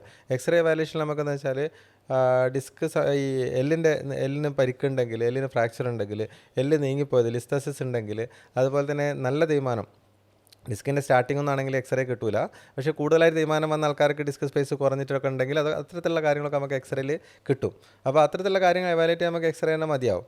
പക്ഷേ ഇതിൽ പലപ്പോഴും ഇപ്പോൾ ഞാൻ പറഞ്ഞു 6 വീക്സ് ആയിട്ടാണ് നമ്മൾ സാധാരണ 6 വീക്സിൽ കൂടുതലുള്ള പെയിൻ ആണെങ്കിൽ പൊതുവേ എവാലുവേറ്റ് ചെയ്യും. ഇപ്പോൾ നടുവേദന കാലിലേക്ക് ഇറങ്ങിയിട്ടുണ്ട്, ഞരമ്പിൻ്റെ ഭാഗത്ത്, ഇപ്പോൾ നട്ടലിൻ്റെ ഭാഗം വേദനയാണെങ്കിൽ കൂടുതലും MRIക്ക് ആവശ്യമില്ല പലപ്പോഴും തുടക്കത്തിൽ. പക്ഷേ നടുവെന്ന് കാലിലേക്ക് ഒരു ഞരമ്പിൻ്റെ ഭാഗത്തേക്കുള്ള വേദനയാണ്, അപ്പോൾ റാഡിക്കുലോപ്പതി നമ്മൾ പറയും, ഏതെങ്കിലും ഞരമ്പിൻ്റെ ഭാഗത്തേക്കുള്ള വേദനയാണ്, അപ്പോൾ 6 വീക്സ് ആയിട്ട് മാറുന്നില്ല, അങ്ങനത്തെ ഒരു അവസ്ഥയാണ് നമ്മൾ എപ്പോഴും നല്ലത് MRIയിലേക്ക് പോകുന്നത്. MRIയിലാണ് നമുക്ക് ഡിസ്കും അതുപോലെ അതിൻ്റെ പുറകിലുള്ള ഞരമ്പുകളും അതിൻ്റെ സംബന്ധമായിട്ടുള്ള കാര്യങ്ങളൊക്കെ കൃത്യമായിട്ട് കിട്ടുക MRIയിലാണ്. അപ്പോൾ 6 ആഴ്ച കഴിഞ്ഞിട്ടും ആൾക്കാർക്ക് വേദന മാറാതെ നിൽക്കുകയാണെങ്കിൽ എന്തായാലും നമ്മൾ MRI എടുക്കാം. അതുപോലെ തന്നെ തുടക്കത്തിൽ വന്നിട്ട് ഇപ്പോൾ 2 ആഴ്ചയായിട്ടേ ഉള്ളൂ, പക്ഷേ ഇവർക്ക് ഒരു ട്രീറ്റ്മെൻറ്റിലും മാറുന്നില്ല. 2 ആഴ്ചയായിട്ടേ ഉള്ളൂ. ഇപ്പോൾ സംഭവം മൊത്തത്തിൽ 6 ആഴ്ച വരെ മാറുന്നു, പക്ഷേ പെയിന് മാറുന്നില്ല, സിവിയർ പെയിനാണ്, അല്ലെങ്കിൽ കാലിന് തരിപ്പുണ്ട്, അങ്ങനത്തെ കാര്യങ്ങളൊക്കെ ആണെങ്കിൽ അപ്പോൾ നമ്മൾ നേരത്തെ തന്നെ ചിലപ്പോൾ MRI എടുക്കേണ്ടി വരും. അത് കൺസർവേറ്റീവ് ട്രീറ്റ്മെൻറ്റ് എടുത്തിട്ട് മാറാത്ത ആൾക്കാർക്ക് നമ്മൾ 6 വീക്സ് കാത്തു നിൽക്കണമെന്ന് ആവശ്യമില്ല. അപ്പോൾ സിവിയർ പെയിനാണ്, നമ്മൾ മെഡിസിൻ എടുത്തു, ഇതിലൊന്നും മാറ്റമില്ല, ഫിസിയോതെറാപ്പി ചെയ്തിട്ട് മാറ്റമില്ലെങ്കിൽ നമ്മൾ നേരത്തെ തന്നെ ചിലപ്പോൾ ഈ എക്സ്റേ MRIയിലേക്ക് പോകേണ്ടി വരും. അപ്പോൾ അത് ഡിപ്പെൻഡിങ് ഓൺ ദി പേഷ്യൻസ് എങ്ങനെയാണ് അവരുടെ ഇത് വരുന്നത്, എങ്ങനെയാണ് റെസ്പോണ്ട് ചെയ്യുന്നത്, സാധാരണ മെഡിസിനിലോ അല്ലെങ്കിൽ കൺസർവേറ്റീവ് മാനേജ്മെൻറ്റിൽ റെസ്പോണ്ട് ചെയ്യുന്നുണ്ടോ എന്നുള്ളത് നോക്കിയിട്ടാണ് നമ്മൾ MRI ചിലപ്പോൾ നേരത്തെ എടുക്കും. അല്ലെങ്കിൽ റെസ്പോണ്ട് ചെയ്യുന്നുണ്ട്, വലിയ കുഴപ്പമില്ല പോകുന്നുണ്ടെങ്കിൽ നമ്മൾ അതിൻ്റെ MRI എക്സ്റേ ഒന്നും എടുക്കാതെ തന്നെ ബാക്കിയുള്ള കൺസർവേറ്റീവ് മാനേജ്മെൻറ്റ് ചെയ്യാൻ പറ്റും. പലപ്പോഴും നമ്മൾ എക്സ്റേ MRI ഒക്കെ എടുക്കുന്ന രോഗികളുടെ നിർബന്ധം കൊണ്ടാണ്.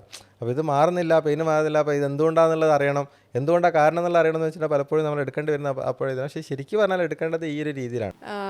ഇപ്പം നേരത്തെ നമ്മൾ ഡിസ്കസ് ചെയ്ത പോലെ റെഡ് ഫ്ലാഗ്സ് ഉള്ള ആൾക്കാർ, അതായത് പ്രായമുള്ള ഒരാൾ, ഒരു 60 വയസ്സ് അല്ലെങ്കിൽ 70 വയസ്സ് കഴിഞ്ഞ ഒരാൾക്ക് പെട്ടെന്ന് നടുവേദന വന്നെങ്കിൽ അത് കുറച്ചുകൂടി അഗ്രസീവായിട്ട് നമ്മൾ നോക്കുന്നത് നല്ലതാണ്. ഒന്ന് നേരത്തെ എക്സ്റേ എടുത്ത് നോക്കി പൊട്ടുണ്ടെങ്കിൽ അത് MRI എടുപ്പിച്ച്, പിന്നെ ചിലപ്പോൾ ഓസ്റ്റിയോപൊറോട്ടിക് എന്നല്ല, എല്ലുകളുടെ ആ ഒരു ഡെൻസിറ്റി കുറഞ്ഞ കാരണം മാത്രമായിരിക്കില്ല, ചിലപ്പോൾ എന്തെങ്കിലും മാലിഗ്നൻസി, ക്യാൻസർ എന്തെങ്കിലും ഉള്ളത് ചിലപ്പോൾ എല്ല് പൊട്ടിയതായിട്ടായിരിക്കാം. അപ്പോൾ അവർക്ക് കുറച്ച് ബ്ലഡും കൂടെ ഒന്ന് ഇവാലുവേറ്റ് ചെയ്യേണ്ടതായിട്ട് വരും. കാരണം എന്തെങ്കിലും വേറെ എവിടെയെങ്കിലും പുരുഷന്മാർക്കാണെങ്കിൽ പ്രോസ്റ്റേറ്റിൻ്റെ ഗ്രന്ഥിക്ക് എന്തെങ്കിലും പ്രശ്നങ്ങൾ, ചിലപ്പോൾ അതൊന്നും അവർ കംപ്ലയിൻസിൽ ഉണ്ടാവില്ല. മൂത്രത്തിനൊന്നും പ്രശ്നങ്ങളോ അല്ലെങ്കിൽ തടസ്സങ്ങളോ ഒന്നും ചിലപ്പോൾ ഉണ്ടായിക്കൊള്ളുന്നില്ല. പക്ഷേ അതൊന്നും ഇവാലുവേറ്റ് ചെയ്യുന്നത് നല്ലതാണ്. നേരത്തെ നമുക്കത് ഡിറ്റക്ട് ചെയ്യാൻ പറ്റും.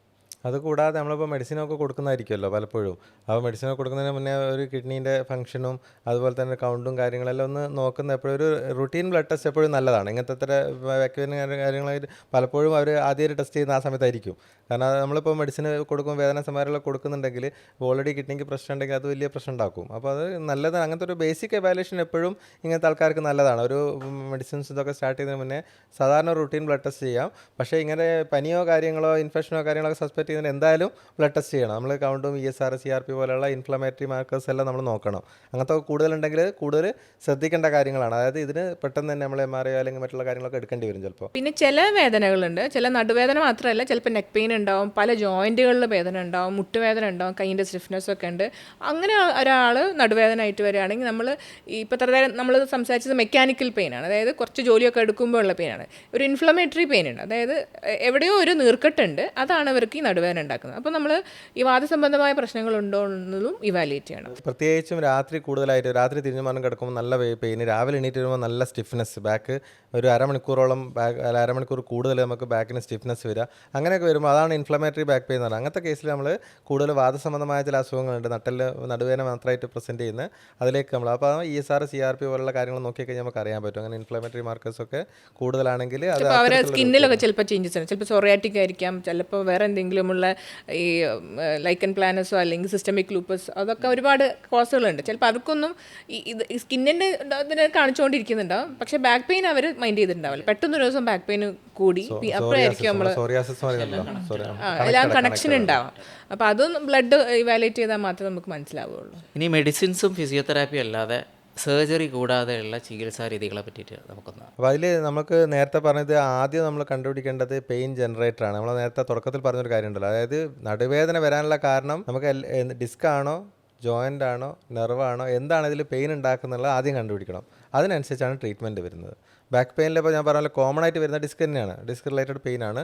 അപ്പോൾ ഡിസ്ക് ഹെർണിയേറ്റഡ് ഡിസ്ക് ആണെങ്കിൽ, ഹെർണിയേറ്റഡ് ഡിസ്കിനെ ഡിസ്ക് പുറകോട്ട് തള്ളി ഒരു നെർവ് കംപ്രസ് ആയിട്ട് നമ്മൾ കാലിലേക്ക് റാഡിക്കുലോപ്പതി ആയിട്ട് വരികയാണ്. അപ്പോൾ ഒരു അക്യൂട്ടായിട്ട് ഒരു ലാസ്റ്റ് 2-3 വീക്സ് അല്ലെങ്കിൽ 4 വീക്സ് ആയിട്ട് സിവിയർ പെയിൻ ആയിട്ട് വരുന്ന ആൾക്കാരാണെങ്കിൽ അപ്പോൾ അതൊരു അക്യൂട്ട് റാഡിക്കുലോപ്പതി നമുക്ക് പറയാം. അതൊരു ഞരമ്പിൻ്റെ ഭാഗത്തേക്കുള്ള പെയിൻ ബിക്കോസ് ഓഫ് ഡിസ്ക് തള്ളിയതുകൊണ്ട് വരുന്ന പെയിൻ.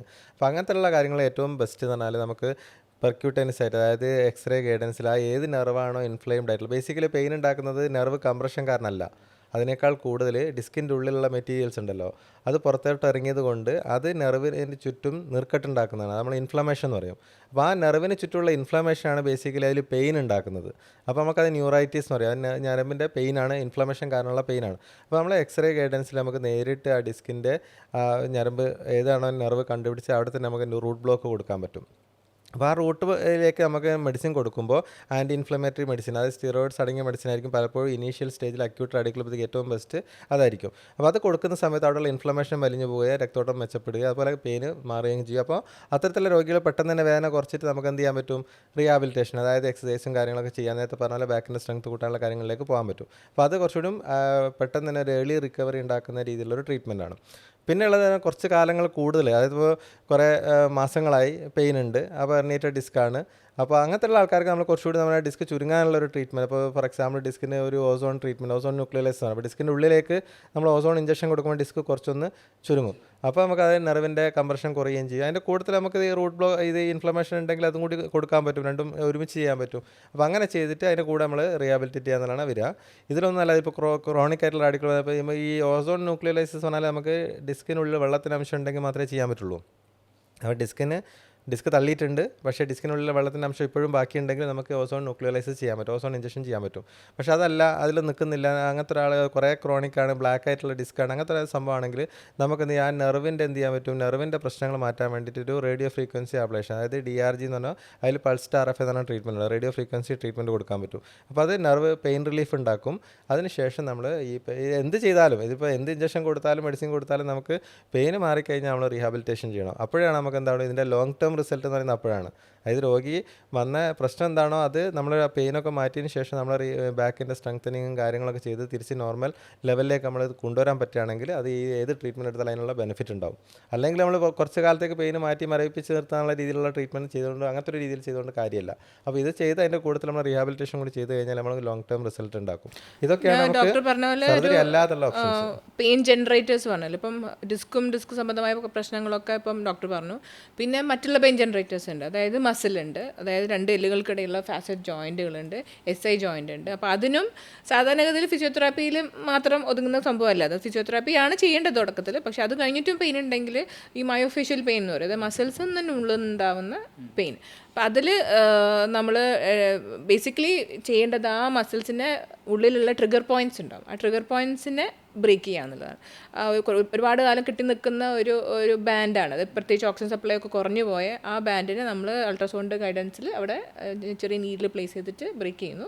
അപ്പോൾ ആ സ്പാസ് ഒരു പിടുത്തം ഉണ്ടാവും. ചില ആൾക്കാർക്ക് കുഞ്ഞത്തിന് എഴുന്നേൽക്കുമ്പോൾ ഒരു പിടുത്തം, രാവിലെ നീറ്റ് വരുമ്പോൾ തന്നെ കിടന്നിടത്തും ചെരിയാൻ തന്നെ ബുദ്ധിമുട്ടുകൾ, കുറേ നേരം ഇരുന്ന് കഴിഞ്ഞ് നീക്കുമ്പോൾ ബുദ്ധിമുട്ടുകൾ. അപ്പോൾ അതൊക്കെ കൂടുതലും ചിലപ്പോൾ ഈ മസിൽസിൻ്റെ പിടുത്തം കൊണ്ടായിരിക്കും, സ്പാസം കൊണ്ടായിരിക്കും. അപ്പോൾ അതൊക്കെ ഈ ഡ്രൈ നീഡ്ലിംഗ് സെഷൻസിലൂടെ വ്യത്യാസം വരാൻ പറ്റും. അതുപോലെ തന്നെ ഈ ഫാസറ്റ് ജോയിൻ്റ് ഉണ്ട്, അതായത് 2 നട്ടെല്ലിനെ ബന്ധിപ്പിക്കുന്ന ജോയിൻറ്റുകൾ കൂടുതലും കുറച്ച് പ്രായമുള്ള ആൾക്കാർക്കാണ് കൂടുതൽ വരുന്നത്. അതിൻ്റെ ഫാസറ്റ് ജോയിൻറ്റിനുള്ളിലേക്ക് കൊടുക്കാൻ പറ്റുന്ന ഇഞ്ചെക്ഷൻസ്, അതുപോലെ ഫാസറ്റ് ജോയിൻറ്റിനെ സപ്ലൈ ചെയ്യുന്ന നാഡികളുടെ മീഡിയൻ ബ്രാഞ്ച് ബ്ലോക്കുകളുണ്ട്. അപ്പം അത് ഓരോ പേഷ്യൻ്റിൻ്റെയും പെയിൻ്റെ ജനറേറ്റർ കണ്ടിട്ടാണ്, അതായത് എവിടെ നിന്നാണ് ഈ വേദന വരുന്നതെന്ന് കണ്ടുപിടിച്ചിട്ട് നമ്മൾ ട്രീറ്റ്മെൻറ്റ്. അതൊരു പ്രധാനപ്പെട്ട ഒരു ഘടകം. അതായത് പെയിൻ ജനറേറ്റർ എവിടെയാണെന്ന് കണ്ടുപിടിക്കുക എന്നുള്ളത് അതും അത്ര എളുപ്പമുള്ള കാര്യമല്ല. പലപ്പോഴും നമ്മൾ ചില കേസുകളിൽ നിന്ന് ഡയറക്റ്റ് പെട്ടെന്ന് മനസ്സിലാകുന്നുണ്ടാവും. പേഷ്യൻറ്റിനെ കണ്ട് ഹിസ്റ്ററി എടുത്ത് അല്ലെങ്കിൽ എക്സ്റേ MRI ഒക്കെ വെച്ചിട്ട് നമുക്ക് പറയാൻ പറ്റും. ചില കേസുകളിൽ നമുക്ക് ഇതിലൊന്നും കിട്ടില്ല. കാരണം വെച്ചാൽ ഇപ്പോൾ ഫാസറ്റിൻ്റെ പെയിൻ ആണെങ്കിലും അല്ലെങ്കിൽ SI ജോയിൻ്റെ പെയിൻ ആണെങ്കിലും എക്സ്റേയിൽ MRIയിൽ ഒന്നും കാണാനുണ്ടാവില്ല. ആളെ പരിശോധിക്കുമ്പോൾ നമുക്ക് സംശയം ഇതാണെന്നുള്ള സംശയമുണ്ട്. അപ്പോൾ ഇത് കൺഫേം ചെയ്യാനൊരു വഴിയാണല്ലോ. MRI നോർമലായിരിക്കും. ഈ ഫാസറ്റിൻ്റെ പെയിനും SI ജോയിൻ്റെ പെയിനും മിക്ക MRI റിപ്പോർട്ട്സിലും നോർമലായിരിക്കും. അപ്പോൾ നമ്മൾ പലപ്പോഴും അതിന് ഡയഗ്നോസ്റ്റിക് ബ്ലോക്ക്, നമ്മളെ കയ്യിലുള്ള ഒരു എക്സ്ട്രാ ഉള്ള ഒരു ആയുധം അതാണ്, അതായത് ഡയഗ്നോസ്റ്റിക് ബ്ലോക്ക് എന്ന് പറയും. അതായത് നമുക്ക് എവിടെയാണോ സംശയം, നമ്മൾ വിചാരിക്കണം L3 L4 ഫാസറ്റാണ് നമുക്ക് ഇയാൾക്ക് പെയിൻ ഉണ്ടാക്കുന്നത് നമുക്ക് തോന്നുകയാണെങ്കിൽ അവിടെ നമുക്ക് നേരിട്ട് എക്സ്റേ ഗൈഡൻസിൽ ഒരു ലോക്കൽ അനസ്തെറ്റിക്, അതായത് തെറിപ്പിക്കുന്ന മരുന്ന് കൊടുക്കുക. അപ്പോൾ ആളുടെ പെയിന് കൃത്യമായിട്ടൊന്ന് അസസ് ചെയ്ത് നോക്കുക. കംപ്ലീറ്റ് പെയിൻ മാറുന്നുണ്ടെങ്കിൽ 80% റിലീഫ് ഉണ്ടെങ്കിൽ അത് അവിടെയാണ് പെയിൻ സോഴ്സ് നമുക്ക് കൺഫേം ആക്കാൻ പറ്റും. അതിനുശേഷം അവിടെ അത് പെയിന് ലോങ് ടേം ആയിട്ട് മാറ്റുന്ന രീതിയിലുള്ള റേഡിയോ ഫ്രീക്വൻസി ട്രീറ്റ്മെൻറ്റ് പോലെ എന്തെങ്കിലും ട്രീറ്റ്മെൻറ്റ്. അപ്പോൾ എപ്പോഴും നമ്മളെ കയ്യിൽ ഇപ്പോൾ പെയിൻ മെഡിസിൻ എന്ന് പറഞ്ഞാൽ സ്പെഷ്യാലിറ്റിയിൽ തന്നെ ഏറ്റവും പ്രധാനമായിട്ട് പറയുകയാണെങ്കിൽ നമുക്ക് ഈ ഒരു ഡയഗ്നോസ്റ്റിക് ബ്ലോക്ക് നമ്മുടെ കയ്യിലുള്ള ഒരു എക്സ്ട്രാ ഉള്ള ഒരു ആയുധമാണ്. അതായത് മറ്റുള്ള ടെസ്റ്റുകളിൽ കിട്ടാത്ത പല പെയിനിൻ്റെ സോഴ്സും നമുക്ക് ഡയഗ്നോസ്റ്റിക് ബ്ലോക്ക് വെച്ച് കണ്ടുപിടിക്കാനും അതിന് ടാർഗറ്റഡ് ആയിട്ടുള്ള ട്രീറ്റ്മെൻറ്റ് കൊടുക്കാനും പറ്റും. അതാണ് ഒരു അഡ്വാൻറ്റേജ് വരുന്നത്. അപ്പോൾ ഇത്രയും പെയിൻ പ്രൊസീജിയേഴ്സിനെ പറ്റി ഇങ്ങനെ ഡിസ്കസ് ചെയ്തപ്പോൾ എനിക്ക് മനസ്സിലായത്, ഇപ്പോൾ പേഷ്യൻസൊക്കെ കേൾക്കുമ്പോൾ ഈ വീഡിയോ കേൾക്കുമ്പോൾ വളരെ കോംപ്ലിക്കേറ്റഡ് ആയിട്ട് തോന്നും. ഇത് നട്ടലിനുള്ള ഇഞ്ചക്ഷനുകളാണ്. അപ്പോൾ നമ്മൾ ഇത് അനസ്തേസിയ സപ്പോർട്ടോട് കൂടിയാണോ ചെയ്യുന്നതെന്നുള്ളതൊരു ചോദ്യം. രണ്ടാമത്, എത്ര ദിവസം നമ്മൾ അഡ്മിറ്റ് ചെയ്യണം, ഹോസ്പിറ്റലിൽ എത്ര ദിവസം അഡ്മിറ്റ് ചെയ്യണം എന്നുള്ളത് അടുത്ത ചോദ്യം. പെയിൻ മെഡിസിനിൽ, അതായത് ഇൻ്റർവെൻഷണൽ പെയിൻ മെഡിസിനിൽ ഒരു 95% പ്രൊസീജിയേഴ്സും 99% പ്രൊസീജിയേഴ്സും OP ബേസിസിലാണ്. അതായത് നമുക്ക് രാവിലെ ഒരു പേഷ്യൻറ്റ് വന്നു കഴിഞ്ഞാൽ ചില കേസുകൾ അരമണിക്കൂർ കൊണ്ട് ചെയ്ത് കഴിഞ്ഞിട്ട് പോകാം.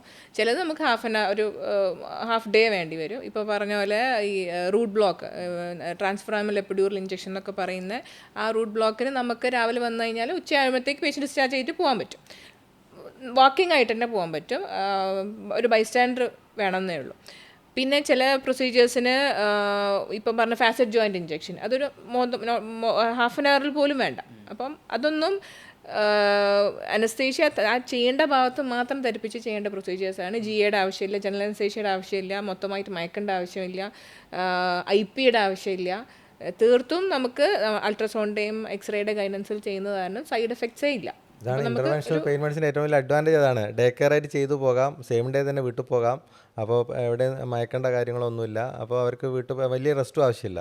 ചെയ്ത് കഴിഞ്ഞാൽ 2-3 റെസ്റ്റും കഴിഞ്ഞാൽ അവർക്ക് നോർമൽ ആക്ടിവിറ്റീസിലേക്ക് സ്റ്റാർട്ട് ചെയ്യുകയും ചെയ്യാം. അപ്പോൾ ഇതൊക്കെയാണ് ശരിക്കും ഇൻ്റർവെൻഷണൽ പെയിൻ മെഡിസിൻ നമ്മൾ റീജനറേറ്റീവ് ട്രീറ്റ്മെൻറ്റ്സും ചെയ്യാറുണ്ട്. അതായത് മുട്ടിൻ്റെ തേയ്മാനത്തിനൊക്കെ PRP ഇഞ്ചെക്ഷൻസ് കൊടുക്കാറുണ്ട്. അപ്പോൾ അതും പേഷ്യൻ്റ് ഇവാലുവേഷൻ കഴിഞ്ഞ് കഴിഞ്ഞാൽ അന്ന് തന്നെ ചെയ്തിട്ട് വീട്ടിൽ പോകാൻ പറ്റുന്ന ഇതൊരു റീജനറേറ്റീവ് മെഡിസിൻ സ്പൈനിൽ ചെയ്യാൻ പറ്റുമല്ലോ. നമ്മൾ ബാക്ക് പെയിനെ കുറിച്ചാണല്ലോ ഡിസ്കസ് ചെയ്യുന്നത്. അപ്പോൾ സ്പൈനിൽ റീജനറേറ്റീവ് മെഡിസിനും നല്ല ഇപ്പോൾ ഇവോൾവ് ചെയ്തിട്ടുള്ളൊരു ഏറ്റവും നല്ലൊരു ഓപ്ഷൻസാണ്. അതായത് നമ്മൾ നേരത്തെ പറഞ്ഞു ഡിസ്കിൻ്റെ തേയ്മാനം എന്ന് പറഞ്ഞു. തുടക്കത്തിൽ ഡിസ്കിൻ്റെ തേയ്മാനം, ആൻലാർ ടയർ ഉണ്ടാവും, ഡിസ്കിൻ്റെ തേയ്മാനം ഉണ്ടാവും, ബാക്ക് പെയിൻ മാത്രമേ ഉണ്ടാവുള്ളൂ, കാലിലേക്കൊന്നും പെയിൻ ഇല്ല. അപ്പോൾ അത്തരത്തിലുള്ള ആൾക്കാർക്ക് ഇപ്പോൾ ഇത് തേയ്മാനം മാറാൻ എന്തെങ്കിലും ഓപ്ഷൻ ഉണ്ടോ എന്നുള്ളതാണ് നമ്മുടെ ചോദ്യം. ഇപ്പോൾ പെയിൻ മാറ്റിയാൽ പോരാ, എനിക്ക് തേയ്മാനം തന്നെ മാറണം, അവിടെയുള്ള ആൻലാർ ടയർ മാറണം, അങ്ങനത്തെ ഒരു ഓപ്ഷൻ ഉണ്ടോ എന്ന് ചോദിക്കുമ്പോൾ അതിലുള്ള ആൻസർ റീജനറേറ്റീവ് മെഡിസിനാണ്. അതായത് നമുക്കവിടെ PRP കൊടുക്കാം, അല്ലെങ്കിൽ സ്റ്റെം സെൽസ്, BMAC പോലെയുള്ള നമ്മളെ ബോണിൽ നിന്ന് അല്ലെങ്കിൽ നമ്മളെ ഫാറ്റിൽ നിന്ന് എടുക്കുന്ന സ്റ്റെം സെൽസ് ഉപയോഗിച്ച് നേരെ ആ ഡിസ്കിൻ്റെ ഉള്ളിൽ ആൻലാർ ടയറുള്ള ഭാഗത്തേക്ക് നമ്മൾ കൊടുക്കുകയാണെങ്കിൽ അത് റീജനറേറ്റ് ചെയ്യും. അപ്പോൾ അങ്ങനെ ഒരു ഓപ്ഷൻ ഉണ്ട് എപ്പോഴും. അപ്പോൾ അതെങ്ങനെയാണെന്ന് വെച്ചാൽ അപ്പോൾ ഏത് ഡിസ്ക് ആണെന്ന് ആദ്യം അറിയണം. അപ്പോൾ എവിടെയാണ് പെയിൻ ഉള്ളത് നമ്മൾ ആ ഡിസ്കിൻ്റെ ഉള്ളിലേക്ക് ആദ്യം ഒരു ഇഞ്ചക്ഷൻ കൊടുക്കും, നേരത്തെ പറഞ്ഞ ഡയഗ്നോസ്റ്റിക് ബ്ലോക്ക് പോലെ. അപ്പോൾ അത് കൊടുത്തിട്ട് അവർക്ക് പെയിൻ കംപ്ലീറ്റ് മാറുന്നുണ്ടെങ്കിൽ ആ ഡിസ്ക് തന്നെയാണെന്ന് കൺഫേം ആയി. അപ്പോൾ എന്നിട്ട് നമ്മൾ എന്ത് ചെയ്യണം, അവർക്ക് ഈ ഒരു റീജനറേറ്റീവ് ട്രീറ്റ്മെൻറ്റ് ആ ഡിസ്കിലേക്ക് കൊടുക്കുകയാണെങ്കിൽ അത് ബേസിക്കലി അവിടെയുള്ള ഒരു റൂട്ട് കോസ്, അതായത് നമ്മൾ ആ ഒരു എന്താണോ അത് ഒറിജിനേറ്റ് ചെയ്യുന്ന തേയ്മാനം അത് നമുക്ക് എന്താ ചെയ്യും, റിസോൾവ് ചെയ്ത് കിട്ടും, റീജനറേറ്റ് ചെയ്ത് കിട്ടും. അത് അങ്ങനെ ഒരു ഓപ്ഷൻ എപ്പോഴും ബാക്ക് പെയിനിലും കൂടി ഉണ്ട്. അപ്പോൾ അത് അഡ്വാൻസ്ഡ് ആണ്, ലേറ്റസ്റ്റ് വേർഷൻസ് ചെയ്യുന്നത്. അപ്പോൾ അതുകൊണ്ട് തന്നെ പലപ്പോഴും ആരും കേൾവി ഉണ്ടാവില്ല. പക്ഷേ നമ്മൾ വെസ്റ്റേൺ കൺട്രീസിലൊക്കെ ഇപ്പോൾ നല്ലപോലെ റീജനറേറ്റീവ് മെഡിസിൻ ബാക്ക് പെയിനിൽ വന്നുകൊണ്ടിരിക്കുന്നത്. അതായത് ഈ പറഞ്ഞ സംഭവങ്ങൾ സ്റ്റെം സെൽസും അതുപോലെ തന്നെ PRP നമുക്ക് ഈ റീജനറേറ്റ് ചെയ്യാൻ വേണ്ടി ഉപയോഗിക്കാൻ പറ്റും. ഇനി അടുത്തത്, ഏതൊരു സർജറി ആണെങ്കിലും നമ്മൾ ഹാർട്ട് സംബന്ധമായ അസുഖങ്ങൾക്ക് മരുന്ന് കഴിക്കുന്ന ആൻറ്റിപ്ലേറ്റ്ലെറ്റ് മരുന്നുകൾ, ആസ്പിരിൻ, ക്ലോപ്പിലെറ്റ് ഒക്കെ 3 മുതൽ 5 ദിവസം വരെ സ്റ്റോപ്പ് ചെയ്തിട്ടാണ് നമ്മൾ സാധാരണ ചെയ്യുക. അപ്പോൾ ഇതിലും ഈ ഡേ കെയർ പ്രൊസീജിയറിനും ആസ്പിരിനൊക്കെ സ്റ്റോപ്പ് ചെയ്യേണ്ടതുണ്ടോ, ക്ലോപ്പിഡോഗ്രൽ സ്റ്റോപ്പ് ചെയ്യേണ്ടതുണ്ടോ? എല്ലാത്തിലും വേണ്ട. ഈ പറഞ്ഞ പോലെ നമ്മളിപ്പോൾ റൂട്ട് ബ്ലോക്ക് കൊടുക്കുന്നു, ട്രാൻസ്ഫറാമൽ എപ്പിഡ്യൂറൽ ഇഞ്ചക്ഷൻ കൊടുക്കുന്നു, അല്ലെങ്കിൽ ഒരു കോഡൽ എപ്പിഡ്യൂറൽ കൊടുക്കുന്നു. അതായത് നമ്മളെ നട്ടലിന് ചുറ്റുമുള്ള ഒരു സ്പേസാണ് എപ്പിഡ്യൂറൽ സ്പേസ്. അതിന് പുറത്തേക്ക് വരുന്ന നെർവ് റൂട്ട്സ് ആണ് നമ്മൾ ടാർഗറ്റ്. അപ്പോൾ അതൊരു ക്ലോസ്ഡ് സ്പേസാണ്. അതായത് അവിടെ എന്തെങ്കിലും ബ്ലീഡിങ് വന്നു കഴിഞ്ഞാൽ അത് ആ ബ്ലഡ് പുറത്തോട്ട് പോകാൻ വഴികളില്ല. അപ്പോൾ അങ്ങനത്തെ ഇഞ്ചെക്ഷൻസിന് നമ്മൾ ഈ പറഞ്ഞ പോലെ ആൻറ്റി പ്ലേറ്റ്ലെറ്റ്സ് സ്റ്റോപ്പ് ചെയ്യണം. അതായത് ക്ലോപ്ലെറ്റ് ആണെങ്കിൽ 7 days, എക്കോസ്പിരിൻ ആണെങ്കിൽ അറ്റ്ലീസ്റ്റ് 3 days നമ്മൾ സ്റ്റോപ്പ് ചെയ്യേണ്ടതായിട്ട്. പക്ഷേ ഈ പറഞ്ഞ മയോഫേഷ്യൽ ഡ്രൈ നീഡ്ലിങ്ങിനോ അല്ലെങ്കിൽ ഫാസറ്റിൻ്റെ ഇഞ്ചക്ഷനോ SI ജോയിൻറ്റ് ഇഞ്ചക്ഷനോ ഒന്നും ഈ ഒരു കോംപ്ലിക്കേഷൻ ഇല്ല. അതൊക്കെ വെച്ചാൽ ബ്ലീഡിങ് വന്നു കഴിഞ്ഞാലും ഡിസ്പേഴ്സ് ചെയ്ത് പോകാനുള്ള സ്ഥലങ്ങളുണ്ട്.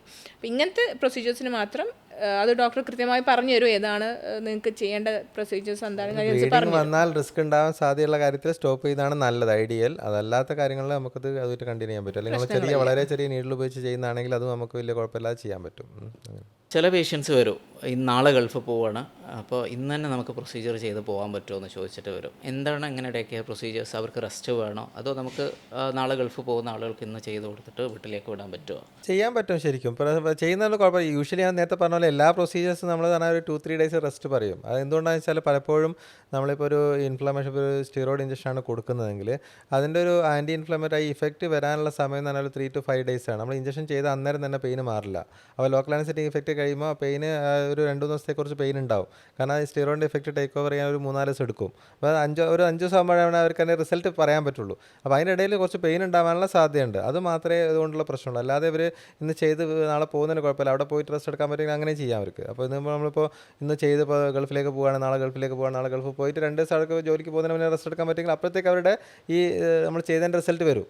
അതാണ് ആ ഒരു പ്രശ്നം മാത്രമേ ഉള്ളൂ. അല്ലാതെ റെസ്റ്റ് എടുത്ത് വീട്ടിൽ കംപ്ലീറ്റ് കിടക്കണം എന്നുള്ള ഒരു ആവശ്യമൊന്നുമില്ല. മനസ്സിലായില്ല?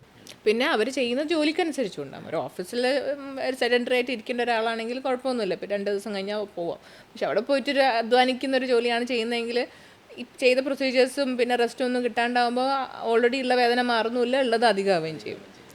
അപ്പോൾ അതൊരു ഓരോരുത്തരുടെയും അവരുടെ ഹിസ്റ്ററി ഒക്കെ അനുസരിച്ച് നമുക്ക് പറഞ്ഞു കൊടുക്കാം. ഇനി ചില കേസുകളിൽ നമ്മൾ സ്റ്റിറോയിഡ് ഇഞ്ചക്ഷൻ ആണല്ലോ വെക്കുക. സ്റ്റിറോയിഡിന് കുറേ കോംപ്ലിക്കേഷൻസ് ഉണ്ട് നമ്മൾ കേൾക്കുന്നുണ്ട്. അതായത് സ്റ്റിറോയിഡ് കഴിച്ച് കഴിഞ്ഞാൽ വെയിറ്റ് കൂടും, അല്ലെങ്കിൽ ഷുഗർ ഭയങ്കര ഷൂട്ടപ്പ് ചെയ്യും. ചിലപ്പോൾ 300-400 ഒക്കെ ഉള്ള ഷുഗേഴ്സ് ഉള്ള പേഷ്യൻസ് ഒക്കെ ആയിരിക്കും. അപ്പോൾ ഈ ഡോസ് ഓഫ് സ്റ്റിറോയിഡ് വെച്ചതുകൊണ്ട് കോംപ്ലിക്കേഷൻസ് ഈ പറയുന്ന പോലെ വെയിറ്റ് ഗെയിനോ ഷുഗർ കൂടുന്നതോ അല്ലെങ്കിൽ ഷുഗറിൻ്റെ കോംപ്ലിക്കേഷൻസ് വരുമോ, അങ്ങനെ സാധ്യതകളുണ്ടോ? അതിൽ നമുക്ക് ഈ സ്റ്റിറോയിഡിനെ കുറിച്ച് പറയുമ്പോൾ ഈ ക്വസ്റ്റ്യൻ സ്ഥിരമായിട്ടുണ്ടാകുന്നതാണ്. സ്റ്റിറോയിഡ് ഇഞ്ചക്ഷൻ വളരെ നമ്മൾ കഴിയുന്ന സ്റ്റിറോയിഡ് ഒഴിവാക്കാനാണ് നോക്കുക. പക്ഷേ അത്യാവശ്യം ഞാൻ നേരത്തെ പറഞ്ഞാൽ നെർവ് റൂട്ട് ഇൻഫ്ലമേഷനും കാര്യങ്ങളൊക്കെ ആണെങ്കിൽ നമുക്ക് എന്തായാലും സ്റ്റിറോയിഡ് ആവശ്യം വരും. ചില കേസിൽ ഇൻഫ്ലമേഷൻ അത് പോകുകയാണെങ്കിൽ സ്റ്റിറോയിഡ് ആവശ്യം വരും. പക്ഷേ അതിൽ അഡ്വാൻറ്റേജ് എന്താ വെച്ചാൽ നമ്മളിപ്പോൾ ഒരു ടാബ്ലറ്റ് സ്റ്റിറോയിഡ് കഴിക്കുമ്പോൾ നമ്മൾ വലിയ ഡോസിലുള്ള സ്റ്റിറോയിഡ് കുറേ ദിവസം കണ്ടിന്യൂസ് ആയിട്ട് കഴിക്കുമ്പോഴേ നമുക്കൊരു റിസൾട്ട് കിട്ടുള്ളൂ. ഇത് നമ്മൾ നേരിട്ട് എവിടെയാണോ ഏത് നെർവാണോ ഇൻഫ്ലെയിംഡ് ആയിട്ടുള്ള അവിടെ ഡയറക്റ്റായിട്ട് കൊടുക്കുകയാണ്. അപ്പോൾ നമ്മൾ മിനിമൽ ഡോസ് ഓഫ് സ്റ്റിറോയിഡ്സേ നമുക്ക് കൊടുക്കുകയുള്ളൂ. അപ്പോൾ നമ്മുടെ ശരീരത്തിന് മൊത്തത്തിൽ സൈഡ് എഫക്റ്റ് വരാൻ മാത്രമല്ല അല്ലെങ്കിൽ ലോങ് ടേം പ്രശ്നം വരുന്ന രീതിയിലുള്ള ഡോസിൽ നമ്മൾ സ്റ്റിറോയിഡ് കൊടുക്കുന്നില്ല. വളരെ ചെറിയ 10 mg 20 mg അത്ര ഒരു നെർവ് റൂട്ടിൽ നമ്മൾ അത്രേ കൊടുക്കേണ്ട ആവശ്യം വരുന്നുള്ളൂ. അപ്പോൾ വളരെ ചെറിയ ഡോസ് ആയതുകൊണ്ട് തന്നെ അതൊരു സിസ്റ്റമിക് സൈഡ് എഫക്റ്റ് ഉണ്ടാക്കുന്ന രീതിയിലുള്ള ഇപ്പോൾ വെയിറ്റ് ഗെയിനോ അല്ലെങ്കിൽ എല്ലിൻ്റെ ബലം കുറയുക അത്തരത്തിലുള്ള സൈഡ് എഫക്റ്റ് ഒക്കെ ഉണ്ടാകുക എപ്പോഴാണെന്ന് വെച്ചാൽ നമ്മൾ കണ്ടിന്യൂസ് ആയിട്ട് സ്റ്റിറോയിഡ് കുറേ കാലം കഴിക്കുമ്പോഴാണ്. വായിലൂടെ കഴിക്കുമ്പോൾ എന്ന് വെച്ചാൽ ശരീരത്തിന് എല്ലാ ഭാഗത്തും ചെന്ന് ഡെപ്പോസിറ്റ് ചെയ്ത് ഒരു 10-5% മാത്രമേ നമ്മൾ വിചാരിച്ച സ്ഥലത്ത് എത്തുള്ളൂ. അപ്പം അതിനേക്കാളും നല്ല ഇപ്പോൾ പറഞ്ഞ പോലെ ടാർഗറ്റഡ് ആയിട്ട് ഒരു സ്ഥലത്ത് കൊടുക്കുമ്പോൾ അവിടെ മാത്രമേ ആക്ട് ചെയ്യുള്ളൂ. സിസ്റ്റമിക് അബ്സോർപ്ഷൻ സൈഡ് എഫക്റ്റ് ഇല്ല എന്ന് പറയാൻ പറ്റില്ല. പക്ഷേ നമുക്കെന്ന് വെച്ചാൽ കമ്പാരിറ്റീവ്ലി പിന്നെ ഓൾറെഡി ഇവർ ഓറൽ സ്റ്റിറോയിഡ്സ് ഒക്കെ എടുത്ത് മാറ്റമൊന്നുമില്ല എന്ന് പറഞ്ഞിട്ടായിരിക്കും മിക്ക പേഷ്യൻസും വരുന്നത്. ഒരു ഓറൽ മെഡിക്കേഷൻ അപേക്ഷിച്ച് നമ്മൾ ടാബ്ലറ്റ് കഴിക്കുന്നതിനായിട്ട് സേഫ് ആണെന്ന് നമുക്ക് പറയാം. ടാബ്ലറ്റ് കഴിക്കുന്നതിനാണ് സേഫാണ് ശരിക്കും ഡയറക്റ്റായിട്ട് അവിടെ കൊടുക്കുന്നത്. സെക്കൻഡ് സൈഡ് എഫക്റ്റ് എന്താണെന്ന് ചോദിച്ചു കഴിഞ്ഞാൽ നമ്മൾ ഈ ഷുഗറിൻ്റെ കാര്യം പറഞ്ഞല്ലോ. അപ്പോൾ ഷുഗർ അൺകൺട്രോൾ ആയിട്ടുള്ള ആൾക്കാർക്ക് എപ്പോഴും സ്റ്റിറോയിഡ് എന്ത് ഇഞ്ചക്ഷൻ ചെയ്ത് കഴിഞ്ഞാലും അത് എന്ത് ചെയ്യും ഭയങ്കരമായിട്ട് ഫ്ലെയർ അപ്പ് ചെയ്യും. അപ്പോൾ നമ്മളെപ്പോഴും ഇത്തരത്തിലുള്ള പ്രൊസീജിയർ ചെയ്യുമ്പോൾ ഷുഗർ കൺട്രോൾ ആയിട്ടുള്ള ആൾക്കാർക്ക് മാത്രമേ ചെയ്യാൻ പറ്റുള്ളൂ. അതായത് 200 താഴെ ഭക്ഷണം കഴിച്ചതിന് ശേഷവും 150 താഴെ ഫാസ്റ്റിങ്ങിലും ഷുഗറുള്ള ആൾക്കാർക്ക് മാത്രമേ ഇത്തരത്തിലുള്ള ഇൻ്റർവെൻഷൻ എല്ലാം ചെയ്യുള്ളൂ. അതായത് ഏത് നീഡിൽ പ്രൊസീജിയറാണ് നമ്മൾ ചെയ്യണമെങ്കിൽ ഷുഗർ കൺട്രോൾ ആയാലേ ചെയ്യുള്ളൂ. അത് സ്റ്റിറോയിഡ് ഉപയോഗിക്കുന്നതുകൊണ്ട് മാത്രമല്ല അല്ലെങ്കിൽ ഇൻഫെക്ഷന് സാധ്യത ഉള്ളതുകൊണ്ടാണ്. പിന്നെ നമുക്ക് ഈ ഒരു അൺയൂഷ്വലായിട്ട് നമ്മൾ കാണുന്ന ഒരു സൈഡ് എഫക്റ്റ് നമ്മൾ പറയുമ്പോൾ എല്ലാം പറയണമല്ലോ. അപ്പോൾ അതൊരു യങ് ലേഡീസിനാണെങ്കിൽ അപ്പോൾ ഒരു 30-40 വയസ്സുള്ള സ്ത്രീകളിൽ ചെയ്യുകയാണെങ്കിൽ റീപ്രൊഡക്റ്റീവ് ഏജിലുള്ള സ്ത്രീകളിൽ ചെയ്യാൻ ചിലപ്പോൾ ഒരു മെൻസ്ട്രൽ ഡിസ്റ്റർബൻസ് കാണാറുണ്ട്. അതായത് ഇപ്പോൾ ഇഞ്ചക്ഷൻ ചെയ്ത് കഴിഞ്ഞാൽ ചിലപ്പോൾ ഒരു 2 മാസമോ ഒരു 3 മാസത്തേക്ക് ചിലപ്പോൾ എന്താവും മെൻസസ് ഒന്നും തെറ്റാൻ സാധ്യതയുണ്ട്. ചിലപ്പോൾ നേരത്തെ വരിക, ചിലപ്പോൾ കൂടുതൽ ബ്ലീഡിങ് വരിക, അത്തരത്തിലുള്ള സാധ്യതകൾ കാണാറുണ്ട്. വളരെ എല്ലാവർക്കും കണ്ടാവില്ല, പക്ഷേ കുറച്ച് ആൾക്കാർ കാണാറുണ്ട്. പക്ഷേ അത് തനിയെ റിസോൾവ് ചെയ്യും. ഒരു 3 months കഴിഞ്ഞാൽ പൊതുവേ അത് കംപ്ലീറ്റ് ആയിട്ട് റിസോൾവ് ചെയ്യാറുണ്ട്. അത്തരത്തിലുള്ള സൈഡ് എഫക്റ്റ് കാണാറുണ്ട്. പിന്നെ വേറൊന്ന് ഉള്ളതെന്ന് വെച്ചാൽ ഓൾറെഡി അണ്ടർലൈങ് എന്തെങ്കിലും ഇൻഫെക്ഷൻ ഉള്ളവർക്ക് ഇപ്പോൾ നമ്മൾ ബാക്ക് പെയിൻ ഒരാൾ വന്നു, പ്രത്യേകിച്ച് ബ്ലഡ് ടെസ്റ്റിൽ കുഴപ്പങ്ങളൊന്നുമില്ല, പിന്നെ നോക്കുമ്പോൾ ഇഞ്ചക്ഷൻ കഴിഞ്ഞിട്ട് ഭയങ്കരമായിട്ട് ഫ്ലെയറപ്പ് ചെയ്തു, ഭയങ്കര ശരീരവേദന മുത്തവേദന അങ്ങനെ ആൾക്ക് നോക്കുമ്പോൾ യൂറിനിൽ ചിലപ്പോൾ ചെറിയ പസ്സും കാര്യങ്ങളൊക്കെ കണ്ടിട്ടുണ്ടാകും. അപ്പോൾ അത് നമ്മൾ ഓൾറെഡി ഇവാലുവേറ്റ് ചെയ്തിരിക്കണം. അതായത് അതിനാണ് എന്ത് പ്രൊസീജിയർ ചെയ്യുന്നതിന് മുന്നേ ബേസിക് റൂട്ടീനായിട്ട് ബ്ലഡ് കൗണ്ടും യൂറിനും നോക്കണം എന്ന് പറയുന്നത്. അപ്പോൾ അണ്ടർലൈങ് എന്തെങ്കിലും ഉണ്ടോ എന്നുള്ളത് കൃത്യമായി നോക്കിക്കഴിഞ്ഞാൽ പിന്നെ ഈ ഒരു കോംപ്ലിക്കേഷൻസ് ഒക്കെ അവോയ്ഡ് ചെയ്യാം. ഇത് വളരെ ചിലവ് കൂടിയ പ്രൊസീജിയറാണോ ഒന്ന്? രണ്ടാമതായിട്ട് ഇത് ഒറ്റ പ്രൊസീജിയറിൽ നമുക്ക് തീർക്കാൻ കഴിയുന്ന പ്രൊസീജിയേഴ്സാണോ ഇത്? ഒറ്റ പ്രൊസീജിയർ കൊണ്ട് നട്ടെല്ല് വേദന പൂർണ്ണമായും മാറുമോ? അങ്ങനെ ഒരു ചോദ്യം ചില ആളുകൾ നമ്മൾ പ്രൊസീജിയറിന് മുമ്പ് ചോദിക്കാറുണ്ടല്ലോ, അതിനെ പറ്റിയൊന്നും. ഇതിൽ നമ്മളെ ഇൻ്റർവെൻഷൻസ് എല്ലാം പൊതുവേ റിലേറ്റീവ്ലി കോസ്റ്റ് എഫക്റ്റീവാണ്. അതായത് നമ്മൾ ഒരുപാട് ദിവസം കടന്നിട്ട് ചികിത്സയൊക്കെ ചെയ്യുന്ന ആൾക്കാരൊക്കെ വെച്ച് നോക്കുമ്പോൾ ഇപ്പോൾ ആയുർവേദിക് ട്രീറ്റ്മെൻറ്റ് ആണെങ്കിൽ അല്ലെങ്കിൽ മറ്റുള്ള ട്രീറ്റ്മെൻറ്റ് വെച്ച് നോക്കുമ്പോൾ അതിനൊക്കെ കമ്പയർ ചെയ്ത് നോക്കുമ്പോൾ വളരെ ചെറിയ ചിലവ് മാത്രമേ വരുന്നുള്ളൂ. നമുക്ക് തിയേറ്റർ ചിലവ് അത് ബേസിക്കലി ഈ പ്രൊസീജിയേഴ്സ് മിക്കതും ചെയ്യുക ഓപ്പറേഷൻ തിയേറ്ററിൽ കൊണ്ടുപോയിട്ട് എക്സ്റേ ഗൈഡൻസിലാണ് ചെയ്യുക. അപ്പോൾ ആ മെഡിസിനെക്കാട്ടും കൂടുതൽ ആ ഒരു ചിലവാണ്. അതായത് തിയേറ്ററിൻ്റെ ചാർജ്, ഒബ്സർവേഷൻ ചാർജ്, ഇഞ്ചക്ഷൻ്റെ ചാർജ് എല്ലാം കൂടി കൂട്ടിയിട്ട് ഒരു ചെറിയൊരു മിനിമം ഒരു സാധാരണ ഒരു 13 മുതൽ 15 വരെ 16 വരെ ആ റേഞ്ചിലുള്ള 13,000 അല്ല 16,000 വരെയുള്ള ഒരു ചിലവാണ് സാധാരണ രീതിയിൽ മിക്ക ഹോസ്പിറ്റലുകളിലും ഈ ഒരു ട്രീറ്റ്മെൻറ്റ് വരുന്നത്. പിന്നെ ചിലതുണ്ടാവും റേഡിയോ ഫ്രീക്വൻസി അബ്ലേഷൻ പോലെയുള്ള കാര്യങ്ങൾ അല്ലെങ്കിൽ റീജനറേറ്റീവ് മെഡിസിനൊക്കെ ചെയ്യുമ്പോൾ കുറച്ചുകൂടി ഒരു കൂടുതലുണ്ടാവും. അത്രയേ ഉള്ളൂ. ഇത് സിംഗിൾ ട്രീറ്റ്മെൻറ്റ് അല്ലെങ്കിൽ നട്ടലിൻ്റെ കാര്യത്തിൽ നടുവേദനയുടെ കാര്യത്തിൽ പറയുകയാണെങ്കിൽ 1 time ട്രീറ്റ്മെൻറ്റ് ഓപ്ഷൻ ഇല്ല. അത് നമ്മൾ എപ്പോഴും മനസ്സിലാക്കേണ്ട ഒരു കാര്യമാണ്. അപ്പോൾ പലപ്പോഴും ഉണ്ട് എൻ്റെ ഡിസ്ക് തള്ളിയതാണ്, അത് ക്ലിയർ ചെയ്യണം എനിക്ക് എന്ന് വിചാരിച്ച് നടക്കുന്ന ഒരുപാട് ആൾക്കാരുണ്ട്. അതൊരു തെറ്റിദ്ധാരണയാണ്. കാരണം ഈവൻ സർജറി ചെയ്താൽ പോലും നിങ്ങളിപ്പോൾ ഡിസ്ക് തള്ളി നെർവ് കംപ്രസ് ചെയ്യുന്നപ്പോൾ ഞാൻ സർജറി ചെയ്ത് അങ്ങ് ശരിയായി കളയാം എന്ന് വിചാരിച്ച് സർജറി ചെയ്താൽ പോലും 2-3 വർഷം കഴിയുമ്പോഴേക്കും അടുത്ത പ്രശ്നം തുടങ്ങും. അപ്പോൾ ഒരിക്കലും ഡിസ്ക് ബൾജ് വന്ന ആൾക്കാർക്ക് ഒന്നുകിൽ അതേ ലെവലിൽ അല്ലെങ്കിൽ തൊട്ടടുത്ത ലെവലിൽ പ്രശ്നം വരാനുള്ള സാധ്യത ഭയങ്കര കൂടുതലാണ്. അപ്പോൾ നമ്മൾ എന്ത് ട്രീറ്റ്മെൻറ്റ് എടുക്കുകയാണെങ്കിലും അത് മെഡിസിൻ ആണെങ്കിലും ഇൻ്റർവെൻഷൻ ആണെങ്കിലും സർജറി ആണെങ്കിലും നമ്മൾ അതിന് ശേഷം എന്തുകൊണ്ടാണോ ഇത് വന്നത് ആ ഒരു കാര്യം നമ്മൾ ടാക്കിൾ ചെയ്തിട്ടില്ലെങ്കിൽ അതിൻ്റെ ഒരു കാരണം പുറകിലൊരു കാരണം ഉണ്ടാവുമല്ലോ, അത് നമ്മൾ കറക്റ്റ് ചെയ്യും. അതുപോലെ തന്നെ ബാക്കിൻ്റെ സ്ട്രെങ്തനിങ് കാര്യങ്ങൾ റെഗുലറായിട്ട് നമ്മൾ എക്സസൈസ്, ഇപ്പോൾ ഒരു എക്സസൈസും ചെയ്യാതെ സെഡൻറ്ററി ലൈഫ് നടക്കുന്ന ആൾക്കാർ അല്ലെങ്കിൽ ഭയങ്കര ഹെവി ആയിട്ടുള്ള വർക്ക് ചെയ്ത് നടക്കുന്ന ഇത് രണ്ടും നമ്മൾ ശ്രദ്ധിച്ച് കൊണ്ടുകൊടുക്കണം. പിന്നെ അതിന് ശേഷം മുന്നോട്ടുള്ള കാര്യം ശ്രദ്ധ ഇല്ലെങ്കിൽ നമുക്ക് പെയിന് തിരിച്ചു വരും. അപ്പോൾ അല്ലാതെ നമുക്കിപ്പോൾ ഇഞ്ചക്ഷൻ പറഞ്ഞാൽ ഇപ്പോൾ ഒരു ഇഞ്ചക്ഷൻ ചെയ്തു കാലാകാലത്ത് ഇപ്പോൾ ഞാനിപ്പോൾ ഒരു 5 കൊല്ലം മുന്നേ ഡിസ്ക് പ്രൊലാപ്സ് ഇങ്ങനെ റാഡിക്കുലോപ്പതി ആയിട്ട് വന്നിട്ട് ഇഞ്ചക്ഷൻ ചെയ്ത ആൾക്കാർ ഇതുവരെ ഒരു കുഴപ്പമില്ലാത്ത ആൾക്കാർ ഒരുപാടുണ്ട്.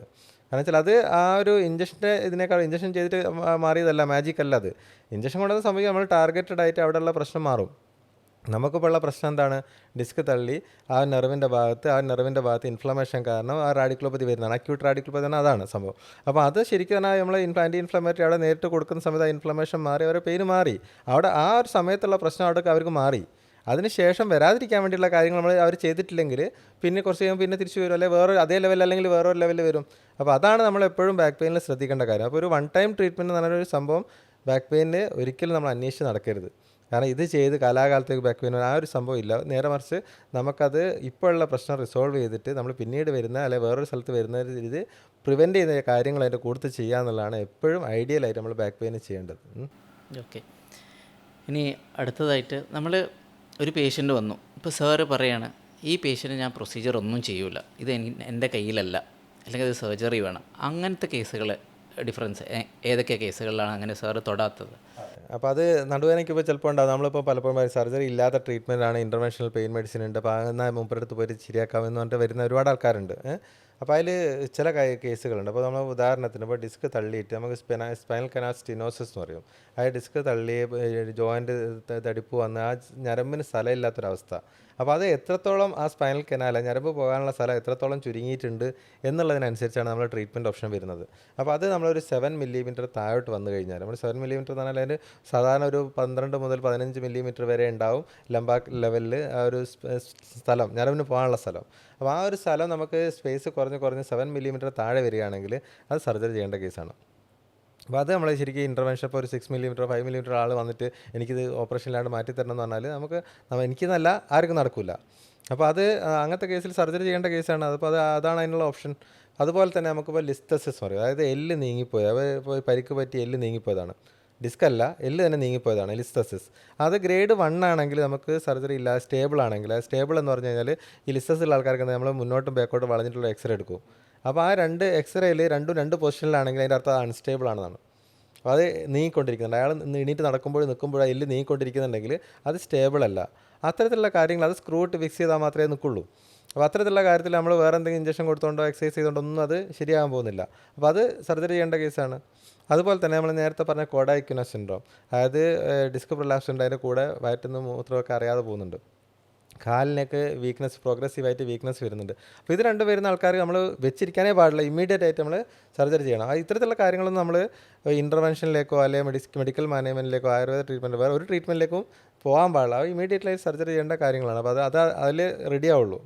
അപ്പോൾ അത്തരത്തിലുള്ള കാര്യങ്ങൾ നമ്മൾ എന്ത് ചെയ്യരുത്, ഈ വെച്ചിരുന്നു കൊണ്ടത് ബാഡ് കുറച്ച് കഴിഞ്ഞാൽ എന്താ പ്രശ്നം വെച്ചാൽ ഇതൊക്കെ വെച്ചിട്ട് അന്നേരം നമ്മൾ വേറെ എന്തെങ്കിലും ഓപ്ഷൻസ് തേടി ഇങ്ങനെ നടക്കും. ഇത് ശരിയാക്കാം, അവിടെ പോയാൽ ശരിയാവും, ഇവിടെ പോയാൽ ശരിയാവും, അങ്ങനെ പല സ്ഥലത്ത് പോയി ലാസ്റ്റ് ഒരു 2-3 മാസം കഴിയുമ്പോൾ മനസ്സിലാവും ഇതൊന്നും ശരിയാവില്ല എന്നുള്ളത്. അപ്പോൾ ആ സമയത്ത് സർജറി ചെയ്യും, കാര്യം ഉണ്ടാവില്ല. കാരണം വെച്ചാൽ ഓൾറെഡി ഡാമേജ് ആയിപ്പോയിട്ടുണ്ടാവും. അതാണ് നമ്മൾ കൃത്യമായിട്ട് മനസ്സിലാക്കേണ്ട പോയിന്റുകൾ. അതാണ് ഇപ്പോൾ നെർവിന് ഡാമേജ് വരും എന്ന് തോന്നുന്ന കേസുകളിൽ നമ്മൾ പെട്ടെന്ന് തന്നെ ട്രീറ്റ്മെൻറ്റ് ചെയ്യണം. അല്ലാത്ത കേസിൽ നമ്മൾ നേരത്തെ പറഞ്ഞ ബാക്ക് പെയിൻ മാത്രമേ ഉള്ളൂ, വേറെ നെർവിന് കംപ്രഷനോ കാര്യങ്ങളൊന്നുമില്ല, അങ്ങനത്തെ നമുക്ക് എത്ര കാലം വെയിറ്റ് ചെയ്താലും കുഴപ്പമില്ല. മനസ്സിലായില്ലേ? അപ്പോൾ അതാണ് നമ്മൾ അവിടെ ആ ഒരു അത് കൃത്യമായിട്ട് നമ്മൾ അസസ് ചെയ്യും. അപ്പോൾ ഞാനിപ്പോൾ ഈ പെയിൻ മെഡിസിൻ്റെ ഒരു ഗുണം അതാണ്, നമ്മളിപ്പോൾ വെറുതെ ഒരു എല്ലാവർക്കും പിടിച്ച് നമ്മളൊരു ഇൻ്റർവെൻഷൻ ചെയ്യുക ആ രീതിയിലല്ല. നമ്മളിപ്പോൾ ഒരു രോഗി വന്നു കഴിഞ്ഞാൽ ബാക്ക് പെയിൻ ആയിട്ട് രോഗിക്ക് നമ്മൾ അസസ് ചെയ്തിട്ട് അവരെ പെയിൻ ജനറേറ്റർ കണ്ടുപിടിക്കണം, ഏത് സ്റ്റേജിലാണ് അവരുടെ അവസ്ഥ എന്നുള്ളത് കണ്ടുപിടിക്കണം. അത് നമ്മൾ ഇൻ്റർവെൻഷനിലൂടെ മാറുമില്ല എന്നുള്ളത് കണ്ടുപിടിക്കണം. അങ്ങനെയാണെങ്കിൽ മാത്രമേ അതിലുള്ള ഇൻ്റർവെൻഷണൽ ട്രീറ്റ്മെൻറ്റ് ഉള്ളൂ. അപ്പോൾ നേരെ മറിച്ച് അവർക്ക് വേണ്ടത് സർജറി ആണെങ്കിൽ അത് കൃത്യമായിട്ട് അവർക്ക് അഡ്വൈസ് ചെയ്ത് കൊടുക്കും. അപ്പോൾ ഇതാണ് നിങ്ങളുടെ ചെയ്യേണ്ടത്, നിങ്ങൾ ഇതാണ് ചെയ്യേണ്ടത്. അപ്പോൾ അത് കൃത്യമായിട്ട് പറഞ്ഞാൽ ചിലപ്പോൾ ഇതൊന്നും ചെയ്യാത്ത ആൾക്കാരുണ്ട്, ചിലപ്പോൾ സൈക്കോളജിക്കലായിരിക്കും. അതുകൊണ്ട് ഇതിൽ ബാക്ക് പെയിൻ എന്ന് പറഞ്ഞാൽ ചില ആൾക്കാർക്ക് വീട്ടിലുള്ള പ്രശ്നം കൊണ്ടായിരിക്കും ബാക്ക് പെയിൻ വരുന്നത്. അപ്പോൾ വീട്ടിലുള്ള പല കോൺഫ്ലിക്ട്സ് കാരണം ചിലപ്പോൾ അമ്മായിയമ്മയായിട്ടുള്ള പ്രശ്നമായിരിക്കും, അല്ലെങ്കിൽ ഹസ്ബൻഡായിട്ടുള്ള പ്രശ്നമായിരിക്കും, വേറെ എന്തെങ്കിലും ഇഷ്യൂസ് ആയിരിക്കും. ആ സൈക്കോളജിക്കൽ ഇഷ്യൂസ് സ്ട്രെസ്സ് കാരണം അവർക്ക് ബാക്ക് പെയിൻ വരും. അത് ബോഡിയിൽ അവർക്ക് പ്രസൻറ്റ് ചെയ്യുന്ന ബാക്ക് പെയിൻ ആയിട്ടാണ്. അവർ അറിഞ്ഞുകൊള്ളുന്നില്ല. അത് അവരുടെ പ്രശ്നങ്ങളായിരിക്കും, ഈ വീട്ടിലുള്ള പല പ്രശ്നങ്ങളായിരിക്കും അവർക്ക് ഈ ബാക്ക് പെയിൻ ആയിട്ട് പ്രസൻറ്റ് ചെയ്യുന്നത്. അപ്പോൾ അത് നമ്മൾ കണ്ടുപിടിക്കണം. ഇപ്പോൾ നിങ്ങളെ ബാക്ക് പെയിന് ഡിസ്ക് ബൾജ് അല്ല, അല്ലെങ്കിൽ വേറെ നെർവിൻ്റെ ഒരു സ്ട്രക്ചറൽ പ്രശ്നം കൊണ്ടുള്ള പെയിൻ അല്ല, നിങ്ങൾക്ക് പ്രശ്നം ഇതാണ്. അപ്പോൾ നിങ്ങൾ വേണ്ടത് ഒരു സൈക്കോളജിക്കൽ എവാലുവേഷനും അതിനുള്ള ട്രീറ്റ്മെൻറ്റും ആണെന്ന് പറഞ്ഞു കഴിഞ്ഞാൽ അവർ അതിൻ്റെ രീതിയിൽ നമുക്ക് ഡയറക്റ്റ് ചെയ്യാൻ പറ്റും. അപ്പോൾ അതാണ് ഇതിൽ പ്രധാനമായിട്ട്. അപ്പോൾ ബാക്ക് പെയിൻ എന്താണ് സോഴ്സ് ഓഫ് പെയിൻ എന്ന് കണ്ടുപിടിക്കുകയും അതിൻ്റെ ഏറ്റവും ഐഡിയൽ ട്രീറ്റ്മെൻറ്റ് എന്താണെന്ന് കണ്ടുപിടിക്കുക, അത് നമ്മൾ എന്ത് ചെയ്യുക അവർക്ക് അഡ്വൈസ് ചെയ്യുക. നമുക്ക് ചെയ്യാൻ പറ്റും നമ്മൾ ചെയ്യുക, അല്ലാതെ മറ്റുള്ള സ്പെഷ്യാലിറ്റി ഇപ്പോൾ ചിലപ്പോൾ മൾട്ടി ഡിസിപ്ലിനറി വേണ്ടി വരും. അപ്പോൾ നടുവേദനേൻ്റെ കാര്യത്തിൽ പറയുകയാണെങ്കിൽ നമുക്ക് ശരിക്ക് ഞാൻ നേരത്തെ പറഞ്ഞ പോലെയാണ് ഒരു കൃത്യമായിട്ടുള്ളൊരു അസസ്മെൻറ്റ്. പലപ്പോഴും ഒരുപാട് കാലമായിട്ട് നടുവേദനയായിട്ട് കഷ്ടപ്പെടുന്ന ആൾക്കാരായിരിക്കും, അല്ലെങ്കിൽ നടുവേദന കൊണ്ട് പേടിച്ച് നടക്കുന്ന ആൾക്കാരായിരിക്കും. എൻ്റെ നടുവേദന ഭയങ്കര ഭീകര നടുവേദന. അപ്പോൾ പലപ്പോഴും അങ്ങനെയുണ്ട് ഒരുപാട് ആൾക്കാർ. അതായത് നമ്മൾ ഡിസ്ക് എപ്പോഴെങ്കിലും ഒരിക്കലും MRI ഡിസ്ക് ബൾജാണ്. അപ്പോൾ ആ ഡിസ്ക് ബൾജ് എന്നുള്ള പേര് വെച്ചിട്ട് ടെൻഷൻ അടിച്ച് നടക്കുന്ന ഒരുപാട് ആൾക്കാരുണ്ട്. ബേസിക്കലി അവർക്ക് കാര്യമായിട്ട് പ്രശ്നമൊന്നും ഉണ്ടാവില്ല, ചെറിയൊരു ഡിസ്ക് ബൾജ് ഉണ്ടാവുള്ളൂ. ഒരു സ്വന്തം സിമ്പിളായിട്ടുള്ള എക്സസൈസ് ചെയ്താൽ മാറുന്ന പ്രശ്നം ഉണ്ടാവുള്ളൂ. അപ്പോൾ അതിനേക്കാൾ കൂടുതൽ അവർക്ക് കാര്യമായിട്ട് പെയിൻ ഉണ്ടാവില്ല, പക്ഷേ അവർക്ക് ഇതിനെക്കുറിച്ചുള്ള സ്ട്രെസ് ആയിരിക്കും കൂടുതൽ. അതായത് എൻ്റെ ഡിസ്ക് ബൾജാണല്ലോ, അതെങ്ങനെ ശരിയാക്കും. പലപ്പോഴും ആൾക്കാർ വന്നിട്ട് ചോദിക്കുന്നതാണ്, എൻ്റെ ഡിസ്ക് അത് തിരിച്ച് പഴയ അവസ്ഥയിലേക്ക് ആക്കണം. എല്ലാവർക്കും വേണ്ട അതാണ്, നമുക്ക് തള്ളിയ സാധനം തിരിച്ച് പഴയ പൊസിഷനിലേക്ക് എത്തണം. അപ്പോൾ ആ രീതിയിലേക്ക് നമ്മൾ ഒരിക്കലും സ്ട്രെസ് അടിച്ച് നടക്കേണ്ട ആവശ്യമില്ല. ഡിസ്ക് ഒരിക്കൽ തള്ളിയതാണെങ്കിൽ അല്ലെങ്കിൽ ഒരിക്കലും വൾജ് വന്നാൽ ചിലപ്പോൾ അവിടെ ഉണ്ടാവും. അത് അവർക്ക് മാത്രമല്ല, നമ്മളൊരു 100 പേരെ MRI എടുത്ത് നടുവേദന ഇല്ലാത്ത 100 പേരെ MRI എടുത്ത് അതിൽ 50% ആൾക്കാർക്ക് ഡിസ്ക് ബൾജ് ഉണ്ടാവും. അതാണ് നമ്മൾ മനസ്സിലാക്കേണ്ടത്. അത് കോമൺ ആയിട്ടുള്ള സംഭവമാണ്. അത് നമുക്ക് ജീവിതത്തിൽ വലിയ പ്രശ്നങ്ങളൊന്നും ഉണ്ടാക്കില്ല. അപ്പോൾ നമ്മൾ നോർമൽ ലെവലിൽ നമുക്ക് നമ്മളെ കാര്യങ്ങൾ നടക്കുന്ന രീതിയിലേക്ക് നമ്മളെ ബോഡീനെ ട്രെയിൻ ചെയ്ത് കൊണ്ടുവരിക എന്നുള്ളതാണ് ഏറ്റവും പ്രധാനമായിട്ടുള്ള ഈ ബാക്ക് പെയിൻ്റെ ട്രീറ്റ്മെൻറ്റിൽ ഏറ്റവും നോക്കേണ്ട കാര്യം. നമ്മൾ പെയിന് മാറ്റുക, നമ്മൾ റീഹാബിലിറ്റേറ്റ് ചെയ്യുക, നമ്മളെ ബാക്കിൻ്റെ സ്ട്രെങ്ത് കൂട്ടുക, നമ്മൾ നോർമൽ ആക്ടിവിറ്റീസിലേക്ക് ആസ് ഏർലി ആസ് പോസിബിൾ തിരിച്ചു വരിക. അതാണ് എപ്പോഴും നമ്മളെ ഗോൾ ബാക്ക് പെയിൻ്റെ കാര്യത്തിൽ. അപ്പോൾ പറയാനുള്ളത്, നമ്മൾ ഡിസ്ക് ബൾജ് അല്ലെങ്കിൽ ബാക്ക് പെയിന് ഇതിനെപ്പറ്റി ഡീറ്റെയിൽഡ് ആയിട്ട് ഡിസ്കസ് ചെയ്തിട്ടുണ്ട്. അപ്പോൾ ഇനി ബാക്ക് പെയിൻ വരുമ്പോൾ ആരും ടെൻഷൻ അടിക്കണ്ട, എത്രയും പെട്ടെന്ന് ഒരു ഡോക്ടറെ കാണിക്കുക, വേണ്ട ചികിത്സ ചെയ്യുക, ടെൻഷൻ ഒഴിവാക്കുക. വേണ്ട കാര്യങ്ങൾ കറക്റ്റ് സമയത്ത് ചെയ്ത് കഴിഞ്ഞാൽ സാറ് പറഞ്ഞതുപോലെ കോംപ്ലിക്കേഷനിലേക്കൊന്നും പോകാതെ നമുക്ക് നമ്മുടെ ഡിസ്കിനെ പ്രൊട്ടക്റ്റ് ചെയ്യാൻ കഴിയും.